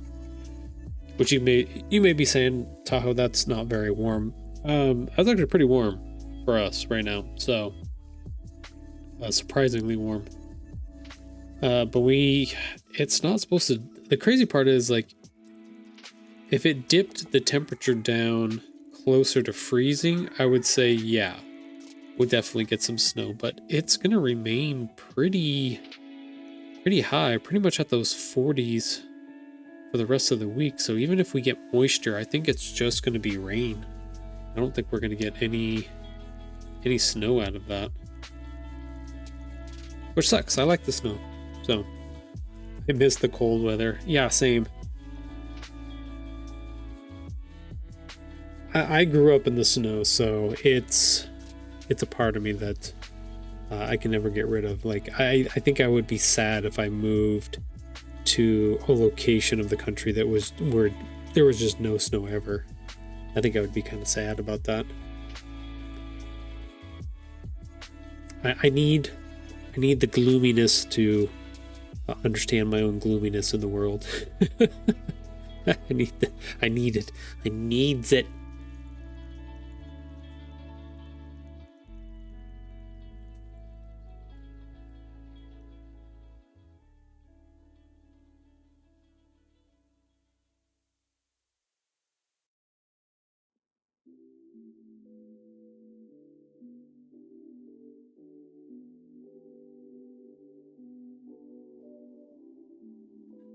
All right.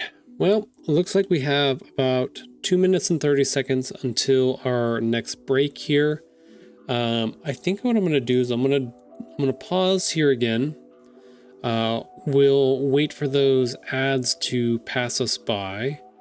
And then when we come back, then we'll keep working on some more of this stuff, trying to get as much wrapped up as we can so that I can start formatting and getting my PDFs exported or put together and exported so that they can be sent off to the printer hopefully on Friday. And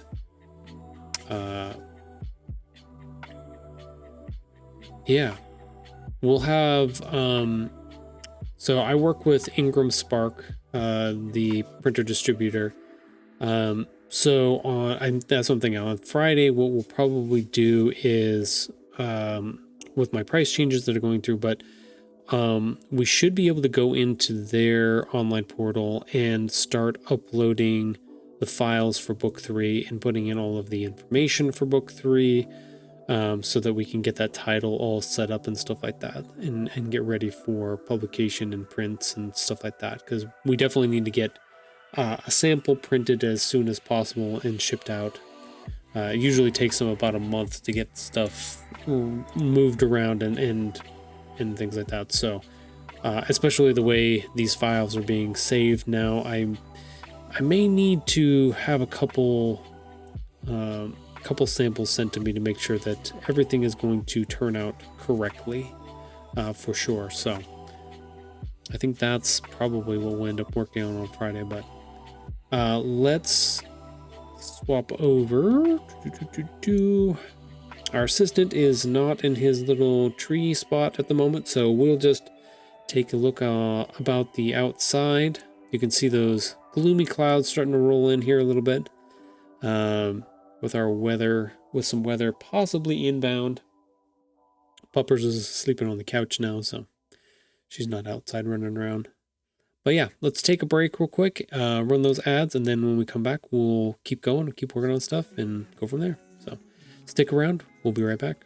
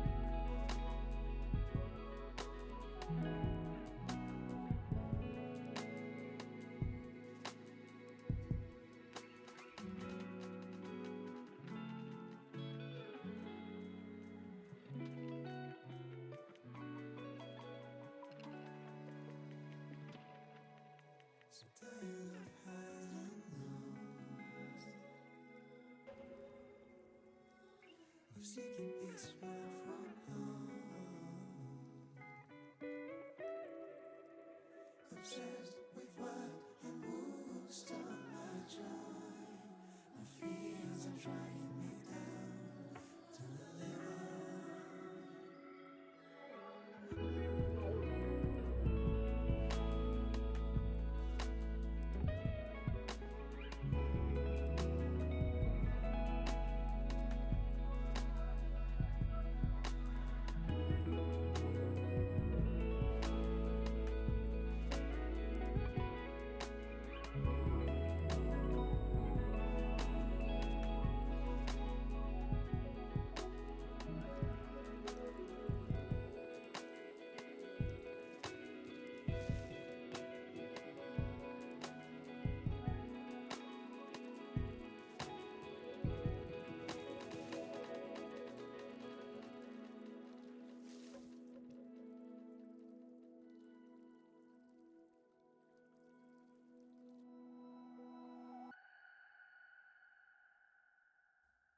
Okay.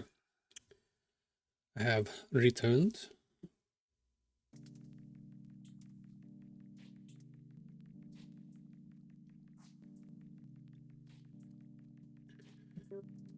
Welcome back, everybody. Welcome back from that break.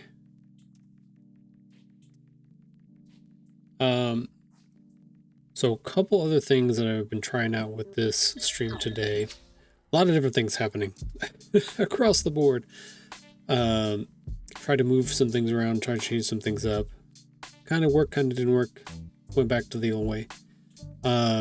Music is another one of those ones that I tried something different on today. So I found a playlist on Spotify using the same chill hop that I've been using for all of the other streams, but this one was an actual playlist curated by the chill hop creator, and I was like, okay, it's got way more music in it than even they have on their setup. So, and it says we're supposed to be able to use it for streams and stuff like that because it still follows under their purview of free music that is accessible through their library. So I was like, okay, we'll see how this goes.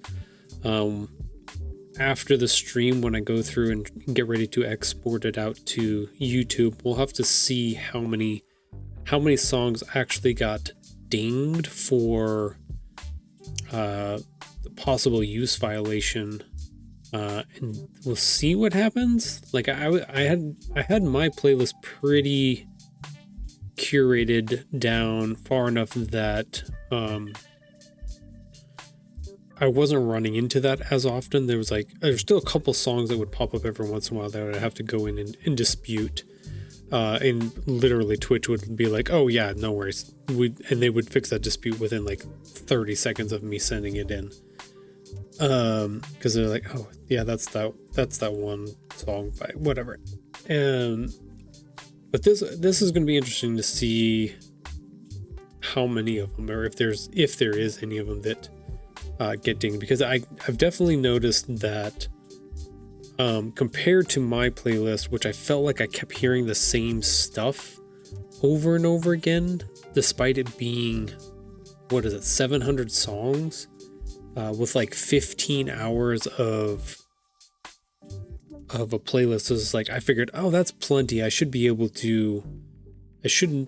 hear too many repeats over these episodes and stuff like that. And it felt like I was, even though I messed with how the random settings worked and things like that. So this playlist has 1,500 songs in it. So I'm like, okay, maybe this will do it. Maybe I'll get a little bit more variety. So we're testing it out. We'll see how it goes. Kind of the idea at the moment. All right, back to what we were doing here. Whether or not I feel good about this color for this box down here. Ooh, now that we have that changed, we can actually do some things to it. Huzzah.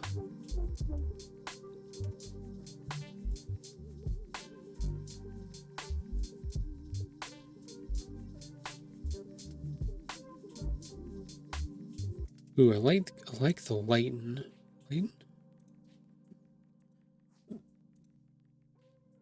Yeah, I do like the lighten. Okay, so that made that better. Screen, no, I think the lighten's better.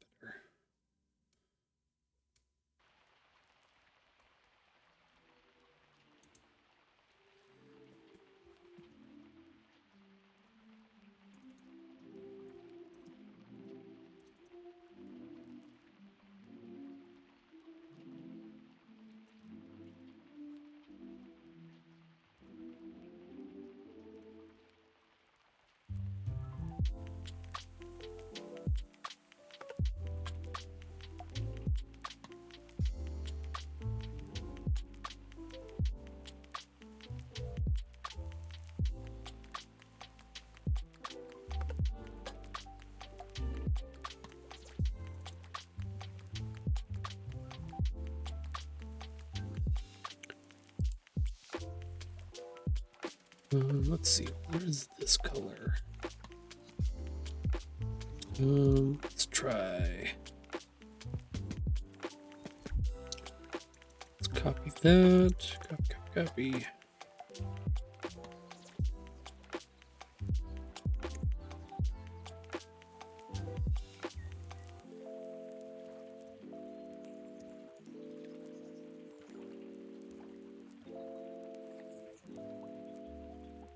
Okay, yeah, I like that better. Better than the stark white. You have to remember, sometimes when you're using white, it's really... You should use it for like the really intense brightnesses that you want. This is a much better setup because we're actually picking up the color of the box behind it. So it's actually shading everything closer to what is in this color palette, which is much better. Much better feel to it than just having that stark white on there. I like that much better. Sweet. I think that might wrap that up. If I play with it too much, could become problematic. So let's go ahead and export that out. I'll leave. So that was a decision Mrs. Tahoe had wanted to make about making that box a Tiffany blue color. Actually, you know what? I think we need to reopen that. 3.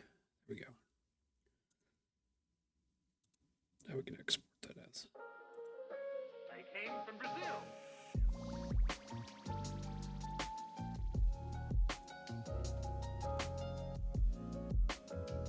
Okay, so now the question is, how dull are those colors now? Super dull.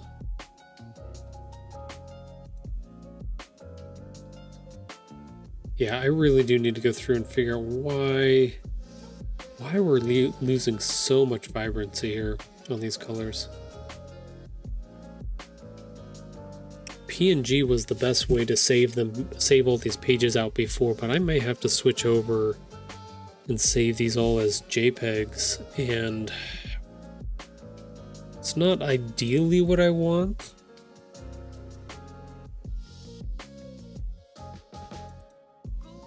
I ran into less problems with the PNGs, but now the PNGs are being their own problems.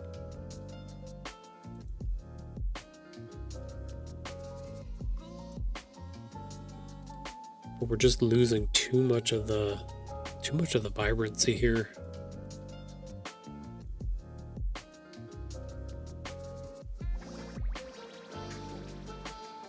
It's very much the same thing I ran into with Premiere Pro, where I would go through and take a video, I would color grade it, get it looking really snazzy, and be like, oh cool, I'm really happy with this, and then export it, and it would just look like it would either be super juiced with color or it would be super flat, and I'd be like, what the fuck, why is it that these programs, when they have this set up, I just want to export out what it is that I see on the screen. Like, I know that there are different ways that people want to set it up and for reasons, but like on a base level, like just get this thing from here into a file so that it can be, and JPEG may be the only way to get that setup, but and get all of the vibrancies and the dark blacks and everything else that you need, but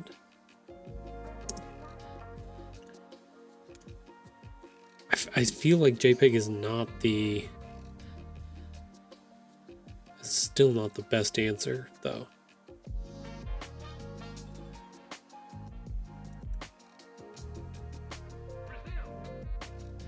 Let's see.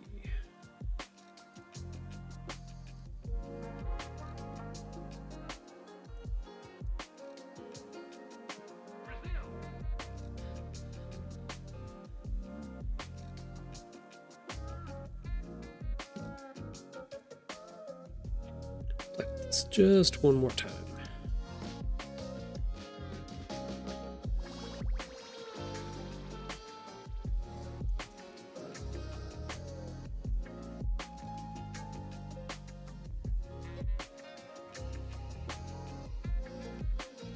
So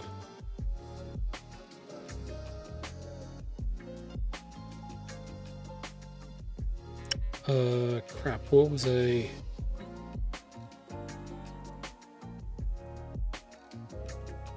Oh, it was information, that's right. Info. Okay.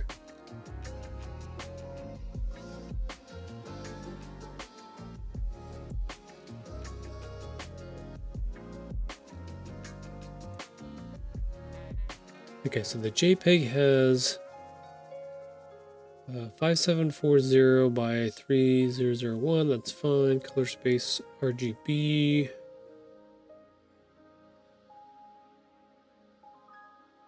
Color profile Adobe RGB 1998. Alpha channel, no.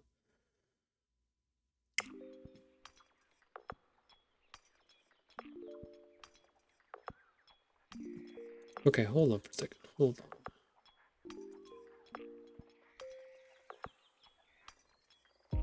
That's really weird.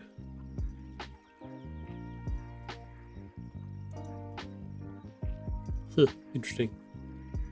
It's not saving it as a CMYK as a PNG, which I don't think is not supposed to do that.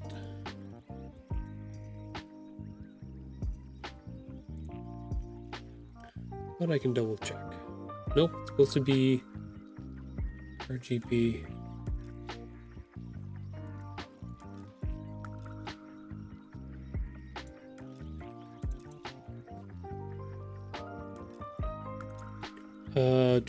Let's see. What? Show view options.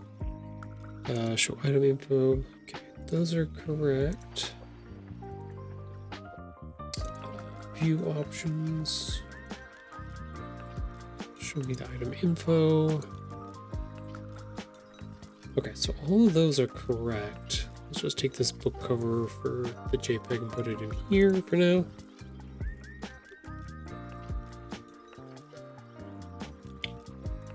Yeah, I really don't know what... If it's a fundamental difference between the old Mac and the new Mac because of the silicon chip, that would be pretty wild compared to the Intel chip. I can see that being a problem, or see that being the issue here, but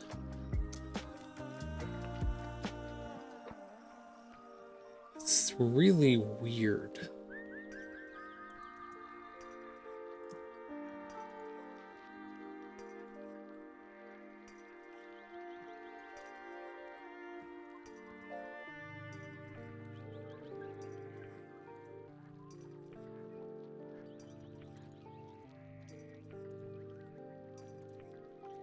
I really wish anybody knows any Apple developers that could jump in the stream and tell me what the hell is going on here. Meep. Or even Adobe. Anybody that works for Adobe.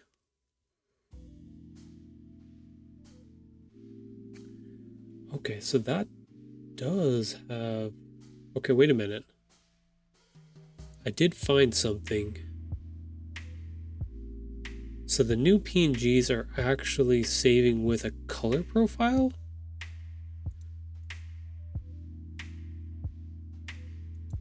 Is that the problem I'm having? What did I do here? Do I need to save this? Sure, save that. Oh, let's get rid of that one for the moment.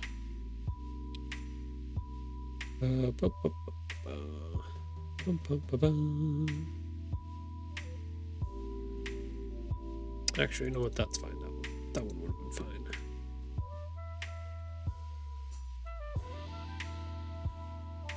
Is that why I'm having issues? Is because it's actually saving a color profile now compared to when it was. So if I take out the interlaced, transparent PNG options, desktop,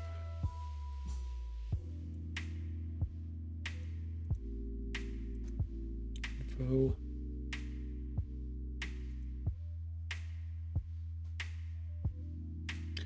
okay, so that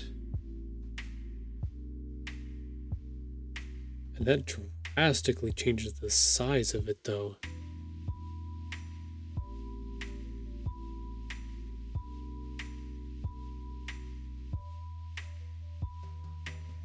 Ooh, interesting. Okay, we're finding more weird stuff here.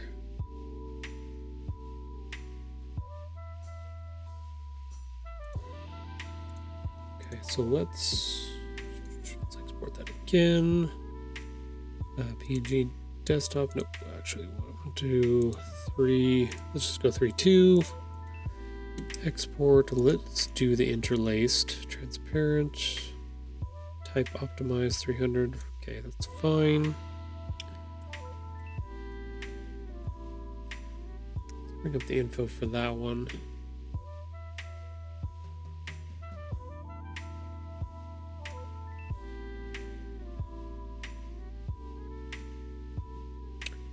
Okay, so now it's not doing that.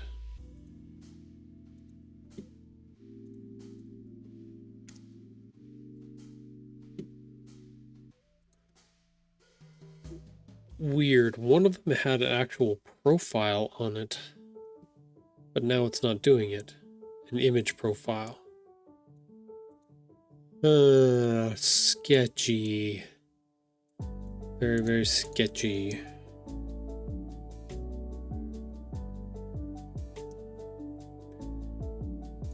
I don't like it. I want answers.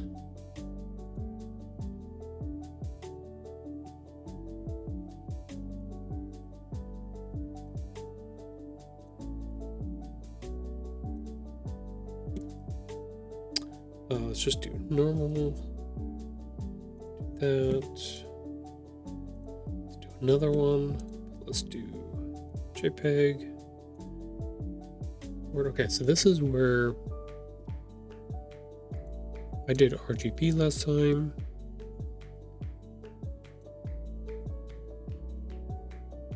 So if I don't embed, okay, let's not embed that. Try this first.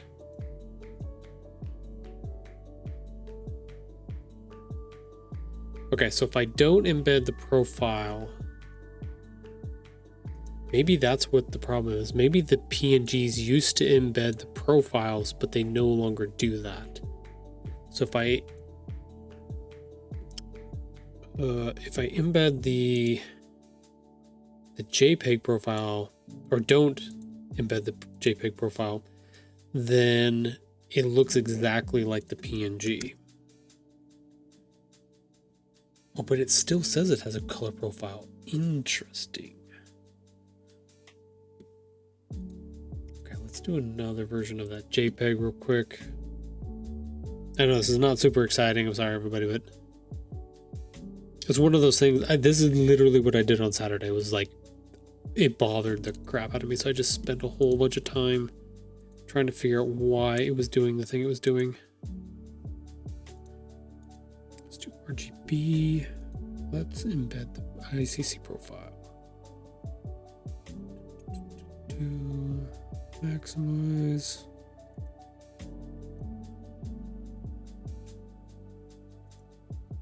Try that.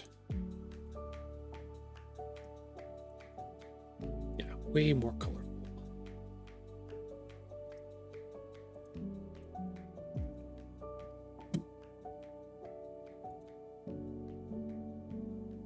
Okay, so the JPEG, regardless, is assigning a color profile, but the difference is if I choose that one JPEG setting, it actually changes it from sRGB to an Adobe RGB 1998, which is the one that gives me the most vibrancy out of the export. Interesting. I wish there was something like this for the PNGs. Both of those are 1.2. Okay, so all three of these are the same size.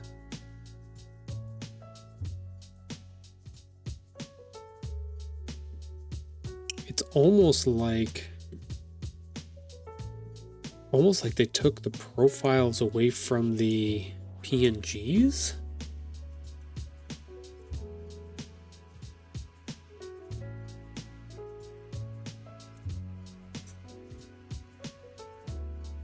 Working space, right, that's all the same. Color management policies.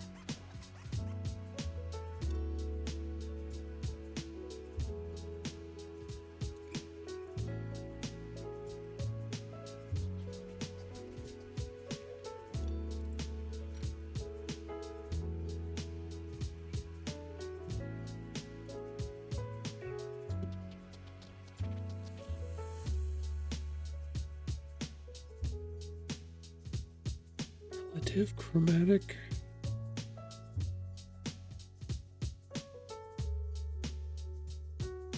leaves colors that fall inside the destination gamut unchanged. With this method, two colors that are distant in the same source space may be mapped on the same color in the destination space.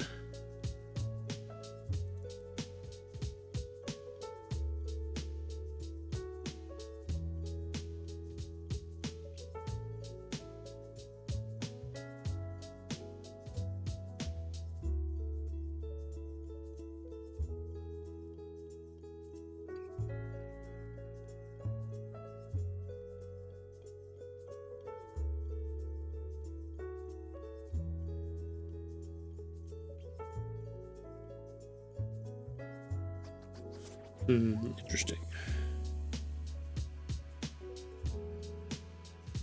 Always preserve. That's fine.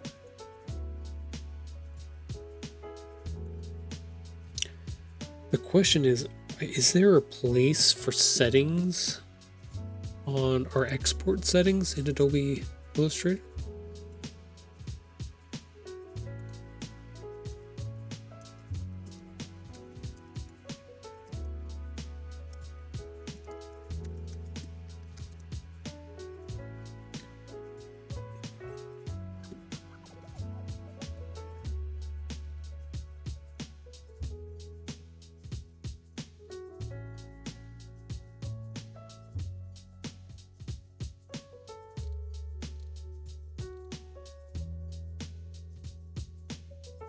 Export Illustrator program settings. Let's see if they have something. Edit my settings, export settings. Well, we could try it.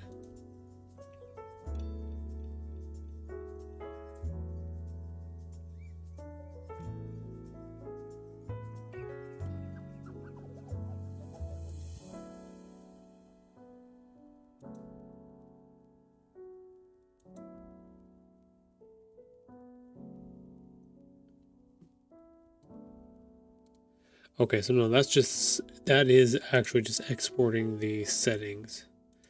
We can import a setting. Import a settings will replace existing settings. Yeah, we don't want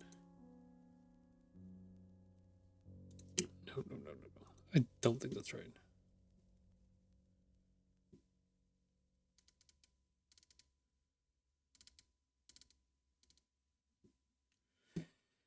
Nope, that wasn't it. Shoot.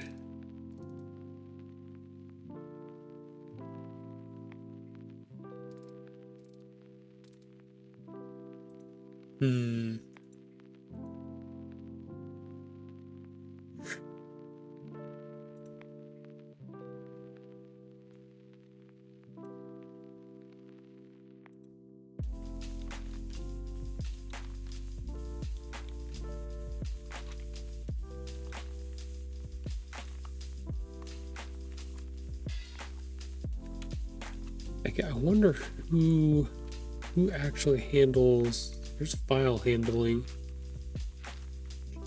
Use rules of proximity EPS. No. Just put good maps.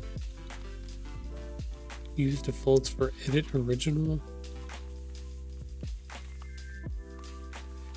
That's for fonts. Don't care about the recent files. That's fine.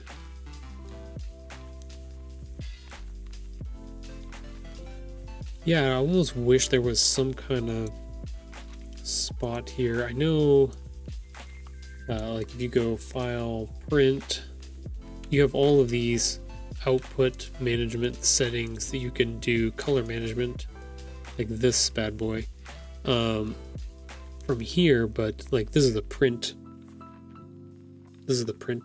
menu. This isn't export, but like. Does Adobe have their own exporter? Just straight? They have their media encoder.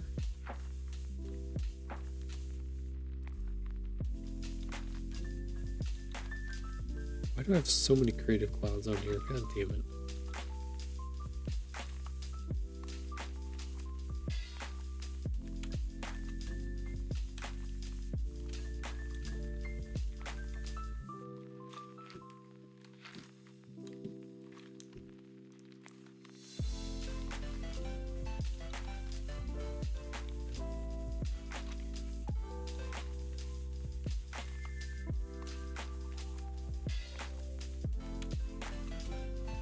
can't.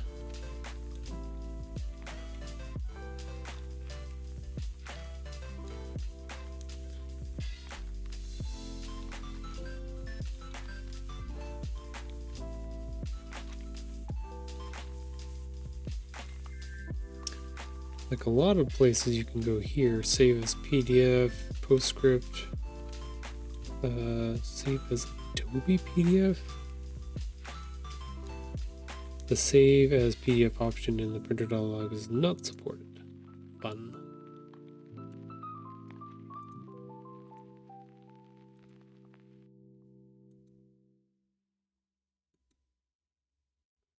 Document profile.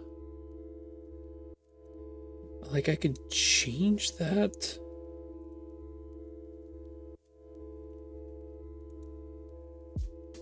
Just don't know what to change it to.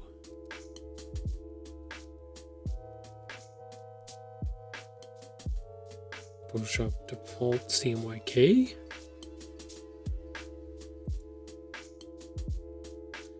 Fuck it, let's just try it and see what happens. No guarantees. PNG, desktop. What do we got to lose, right?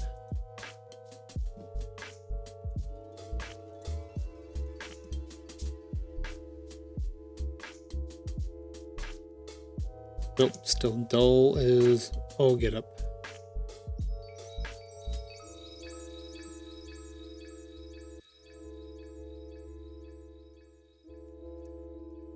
Super weird. It doesn't make any sense why what it's doing.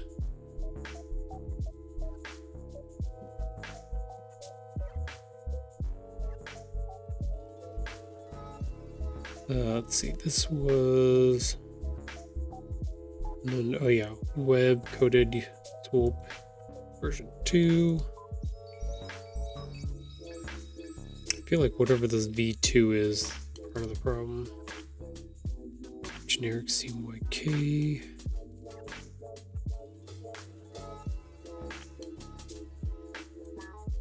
Yeah, I wish I knew a little bit more about how these programs functioned along those lines so that I could make these adjustments much easier. And actually know what the hell they actually do.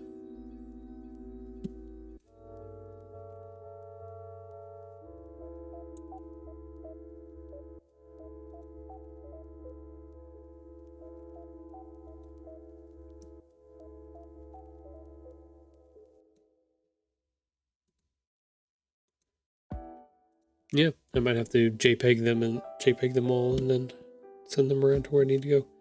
Okay, let's be done with that. I don't think I'm going to figure that out today, so more to figure out more stuff later. Question is, yeah, definitely get rid of that. What else? There was something else I wanted to do today, but I forgot what it was. Did I have anything else that I needed to work on book 3 at the moment? Are we got our barcode on.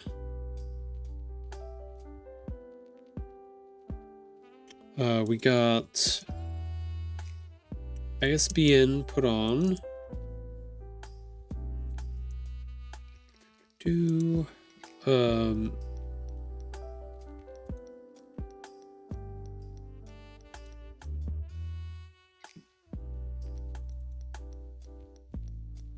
What else? Oh yeah, I got the back cover saved out. Got the front cover saved out.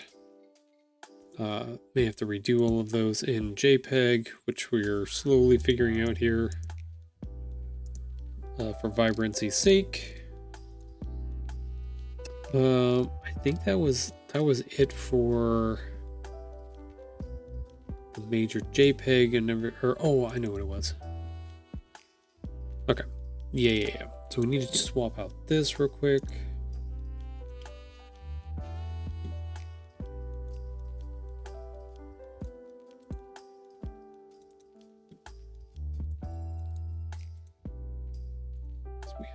We had updated that one.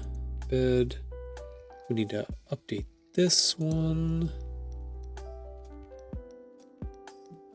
I believe that's 2 place. Okay. Doesn't look like much at the moment, but cool. There we go. That should all be up to date now. Go ahead and save that.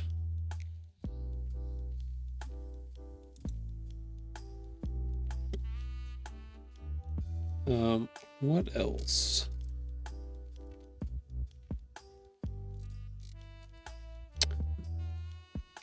Cool. I think that was it for that.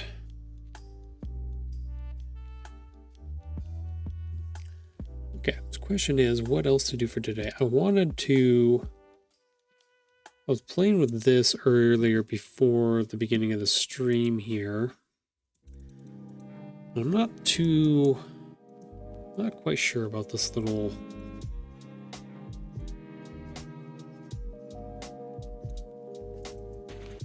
facial feature that I put together.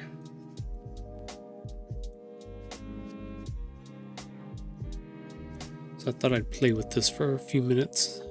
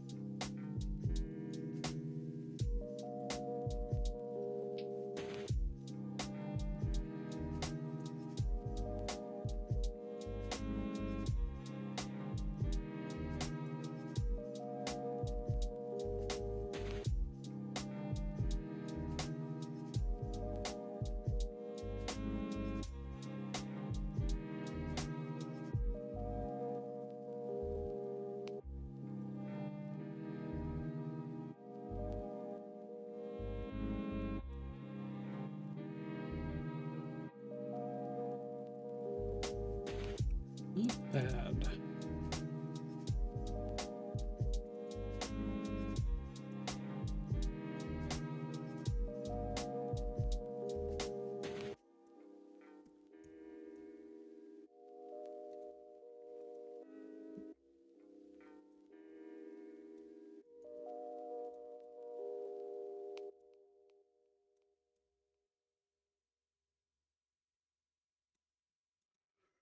Okay, let's see.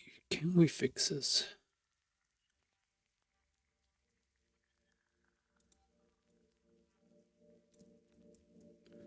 Let's add a couple more points here.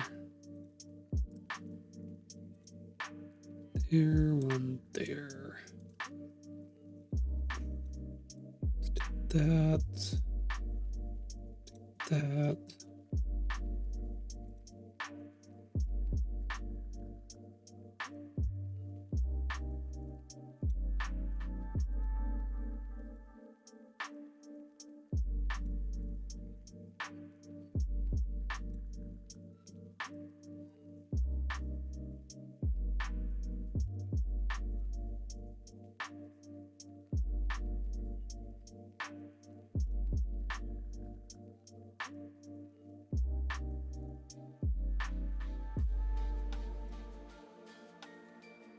Maybe something like that.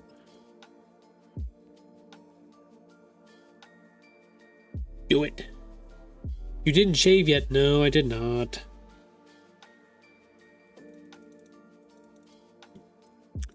I don't think y'all are going to get what you want as far as that goes. Sorry. Not that type of stream. Maybe if I get popular at some point, we can do something like that.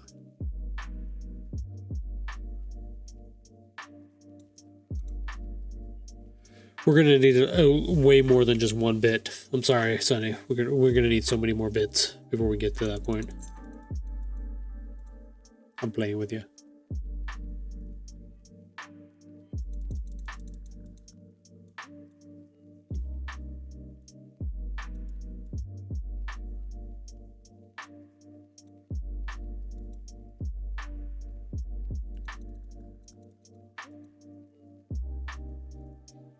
So you're saying there's a chance. I'm never saying that. I will never say anything as a no. If I'm ready to implode the streams and be done with everything, that is definitely one way to do it. For sure.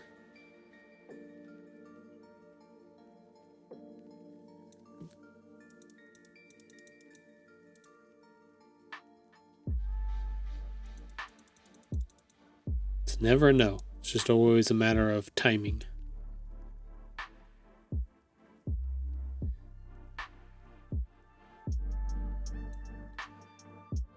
He said that you would do it, but not on camera. Is that what he said? No, he said live on stream. They said live on stream.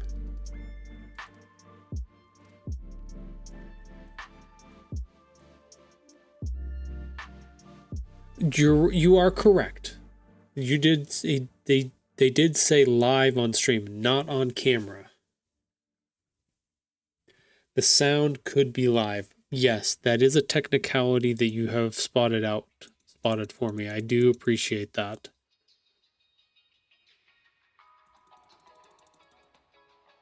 You have found a loophole that I did not recognize. I do appreciate that. Don't tell Bishak. They would be very upset that you found a loophole.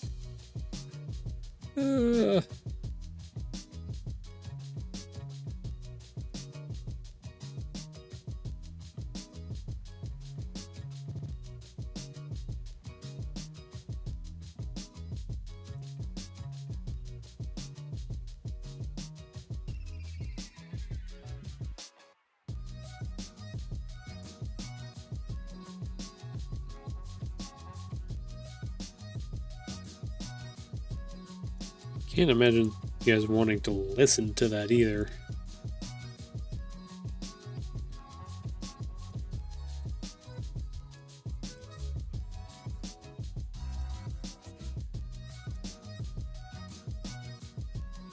This is not one of those do whatever you want streams. It's you guys can't like bribe me into doing things. I mean, I'll do anything for money, but dance for me, monkey, dance. No.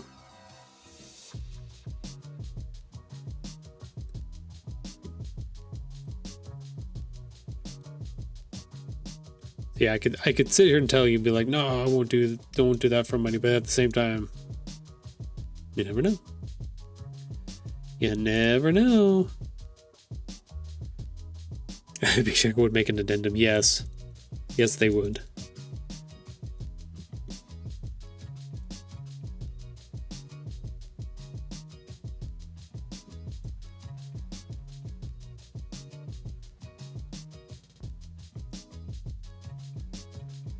It's not great. Something's still off about it.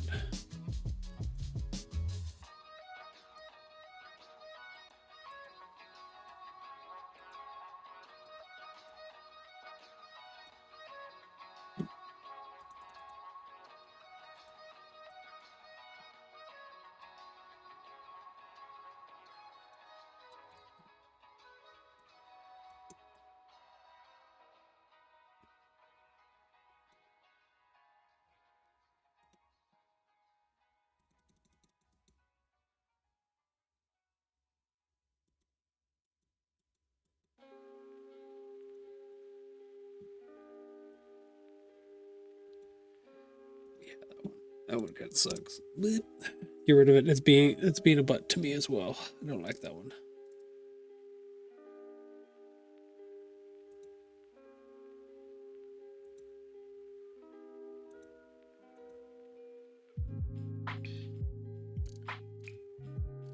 Okay, so let's do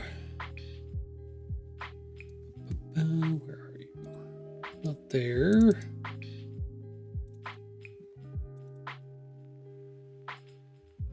Okay, so we have a few things on here, not too much at the moment.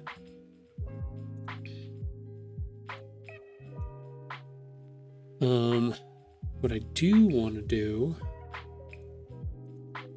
eyes, there's the body. Let's go ahead and separate.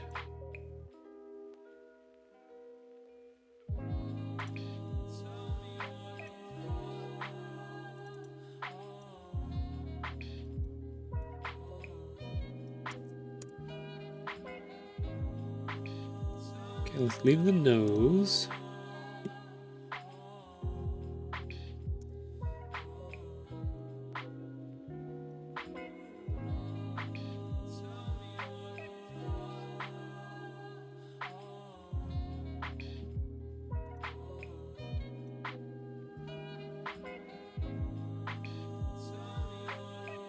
There we go. Got some of that separated now. Beautiful. Some of the stuff that we need to move or try.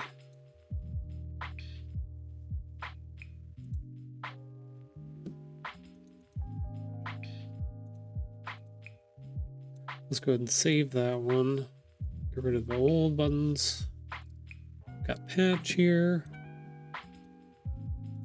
Let's go back over to the young button's face.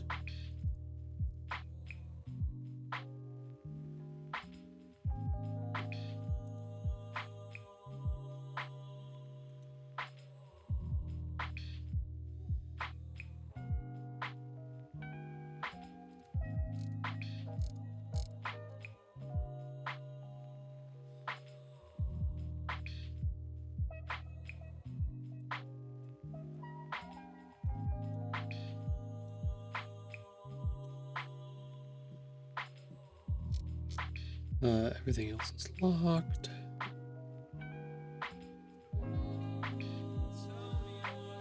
Copy. So I want to press, where is it at?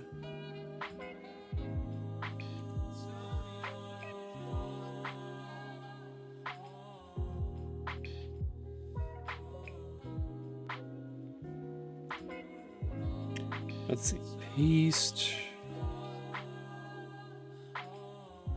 Paste remembers layers.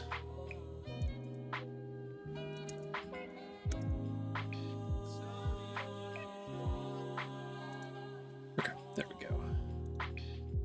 Select all.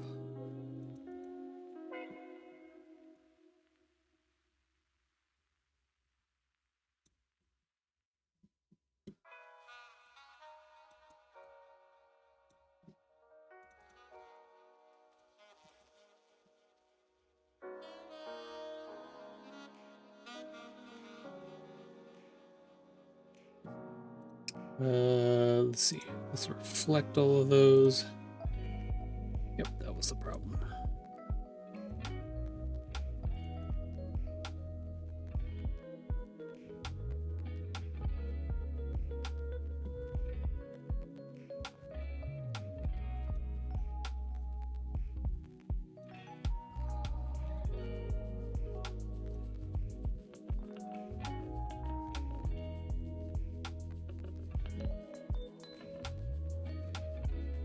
Cool, so we should be able to take this one, delete that one.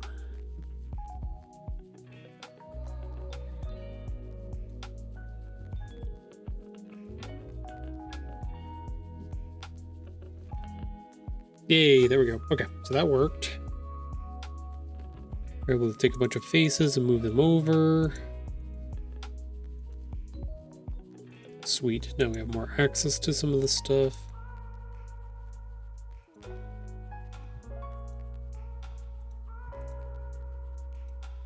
Perfect.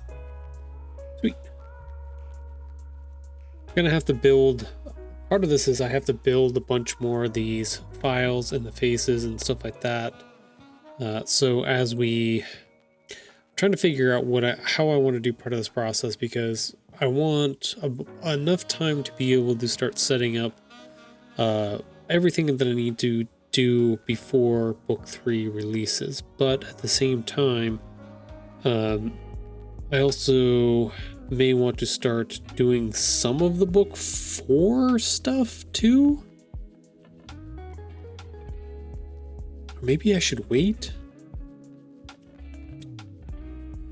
I'm trying to decide. So if I take like 4 or 5 months to create one of these books, if that's how long it takes me, then I think I started this in October, November, maybe October, is when I started working on book 3. I could go back and look at when the streams started here. I guess technically that would give me a better indication of when stuff like this started.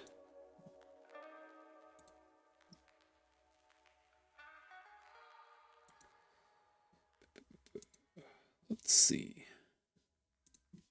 Oops, I'm on the wrong profile. Back to that one.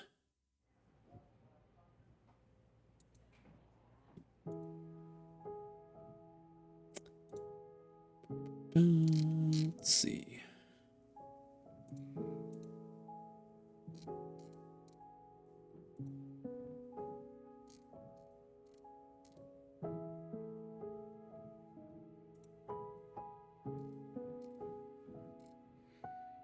Try to understand this in my head. So actually, we started doing the stream stuff in March. Book 2 released. We didn't start working on book 3 until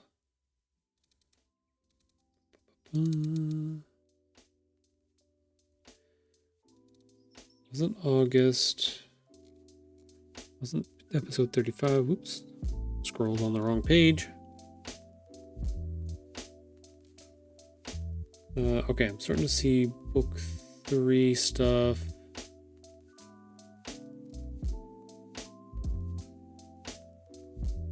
Yes, okay.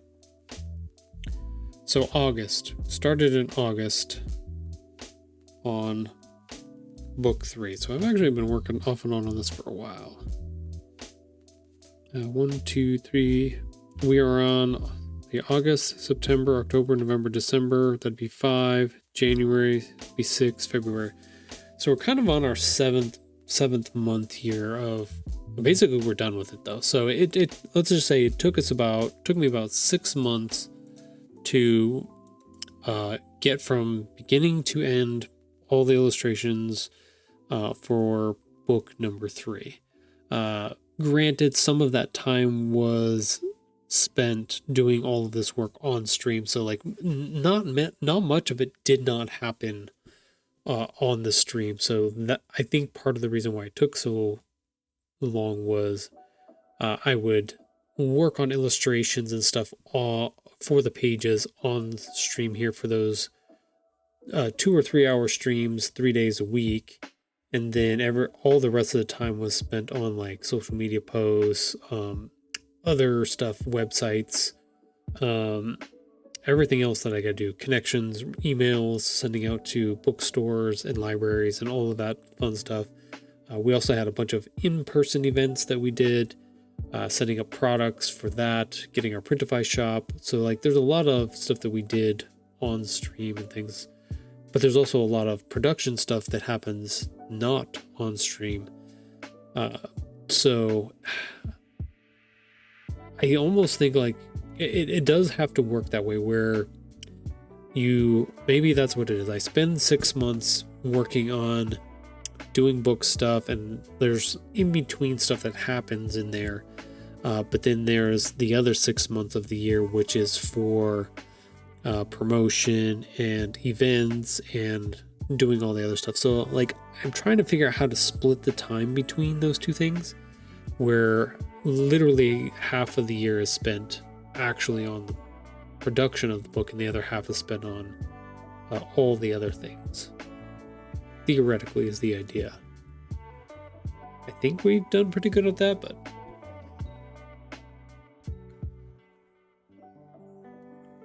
I think by getting the ISBNs, getting a lot of this wrapped up, we are slowly shifting into the other mode where we're getting ready for release. I'm starting to think of more ideas for posts that I want to do throughout the week or each week for stuff as we lead up to our release date a little bit later. Stuff like that. Lots of things to think about. Lots of things to think about, consider, worry about. Maybe not worry about. Okay, we're gonna leave. First, we're gonna leave the eyes the way they are.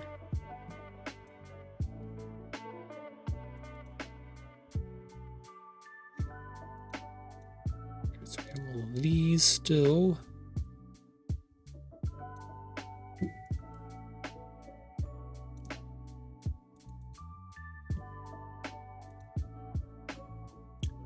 Yeah, so this stuff will definitely come more into play as we move into a different type of production. Start putting together everything else.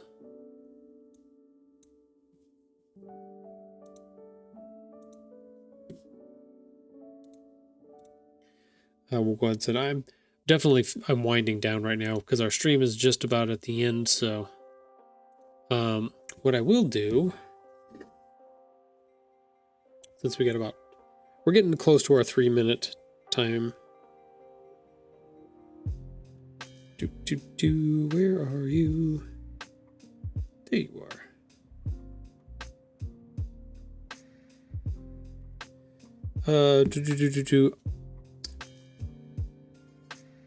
We're almost there. Okay.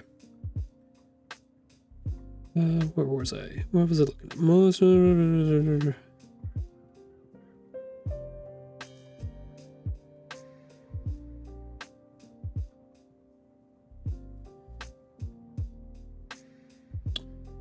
Yeah, I'm still gonna wait on that. Okay.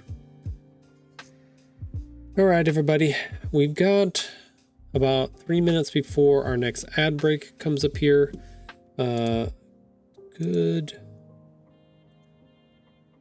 moment to check in. Oh, our assistant is not in his spot. That's okay. We'll check on the outside at the moment. I'll go move the camera real quick and then we'll go from there.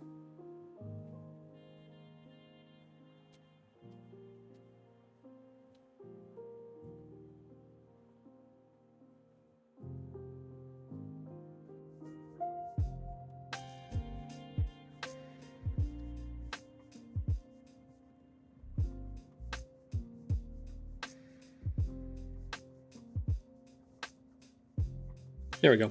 There's Patch. He's back in his little spot. Oh, okay. So, eventful day. Got some stuff done. Had some good news this morning. Working on some more stuff for our first in-person event coming up on the 22nd. Yeah, lots going on. Lots of discussions. Lots of working on different things today. Trying to solve some problems happening with. I'm fairly sure it's something up with Adobe, or however Adobe passes part of their export over to the Mac OS. There's something funky, or something has changed in that, but still more exploration to do there. Sorry, as I'll Patch just throw his head up like what something's happening. But yeah, did some stuff today. We are coming to the end of our stream here. I'm trying to riff a little bit here for this last minute, but I think we'll just hold out. We are going to take our last 3-minute ad break here in about 50 seconds. So if you want to stick around, hang around. I'll do a little bit of a small wrap up at the end. How many people we got on here at the moment? Just one, just Sunny at the moment. So we'll probably just end our stream for the day afterwards. If you are on Twitch and you do art or some kind of creative endeavor and you would like to pass around some of our raids and stuff like that, especially if I have a bunch of people in here at some point, like we had a pretty good chunk of people in here at one time, let me know. Let me check out your streams and hopefully we'll be able to pass around some raiding parties and stuff like that. I know Sage sends some people over sometimes, so it'd be nice to pass them on too. So let me know. Other than that, I will see you in a few minutes after this break.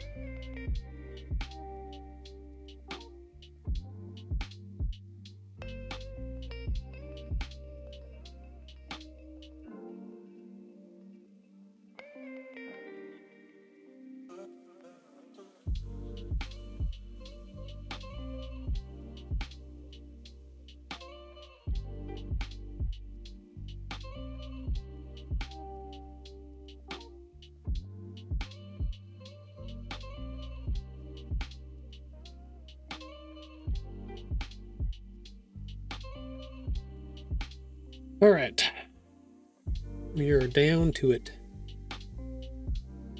Oh, all right. Welcome back, everybody. Welcome back from the break. Swap back over real quick. I can definitely feel it. I'm getting a little nasally. Nose is starting to bug me a little bit. I took some meds. I felt pretty good early on. Definitely feel them wearing off right now, so I think that's why I'm slowing down a whole bunch. And not saying that it doesn't generally happen on these 3-hour-long creative streams, but definitely feeling it a little bit more now. I'm tired. So yeah, we are done for the day. Thank you all for coming by. Thank you, Sunny. Thank you, Bryce. Thank you, Jackson. Thank you to Ghost Guy for being in here. Thank you, B-Shack. Who else was in here? Did anybody else drop by? I saw a couple other names, but they didn't stick around or didn't say anything in chat. If I did not mention your name, I'm sorry. But thank you. Thank you for coming by and checking out. Even if it was not up to what you were thinking it was or anything like that. I do appreciate you stopping by and just checking it out briefly. But yeah, that's all I have for the day. I hope you have a wonderful rest of your Monday afternoon. I know it's the beginning of the work week. I know there's lots more work to go for the week, but you got this. You can do this. Do good stuff, Sonny. Sell lots of food. You got it. All right, everybody. Have a good day, and I'll see y'all next time. Bye.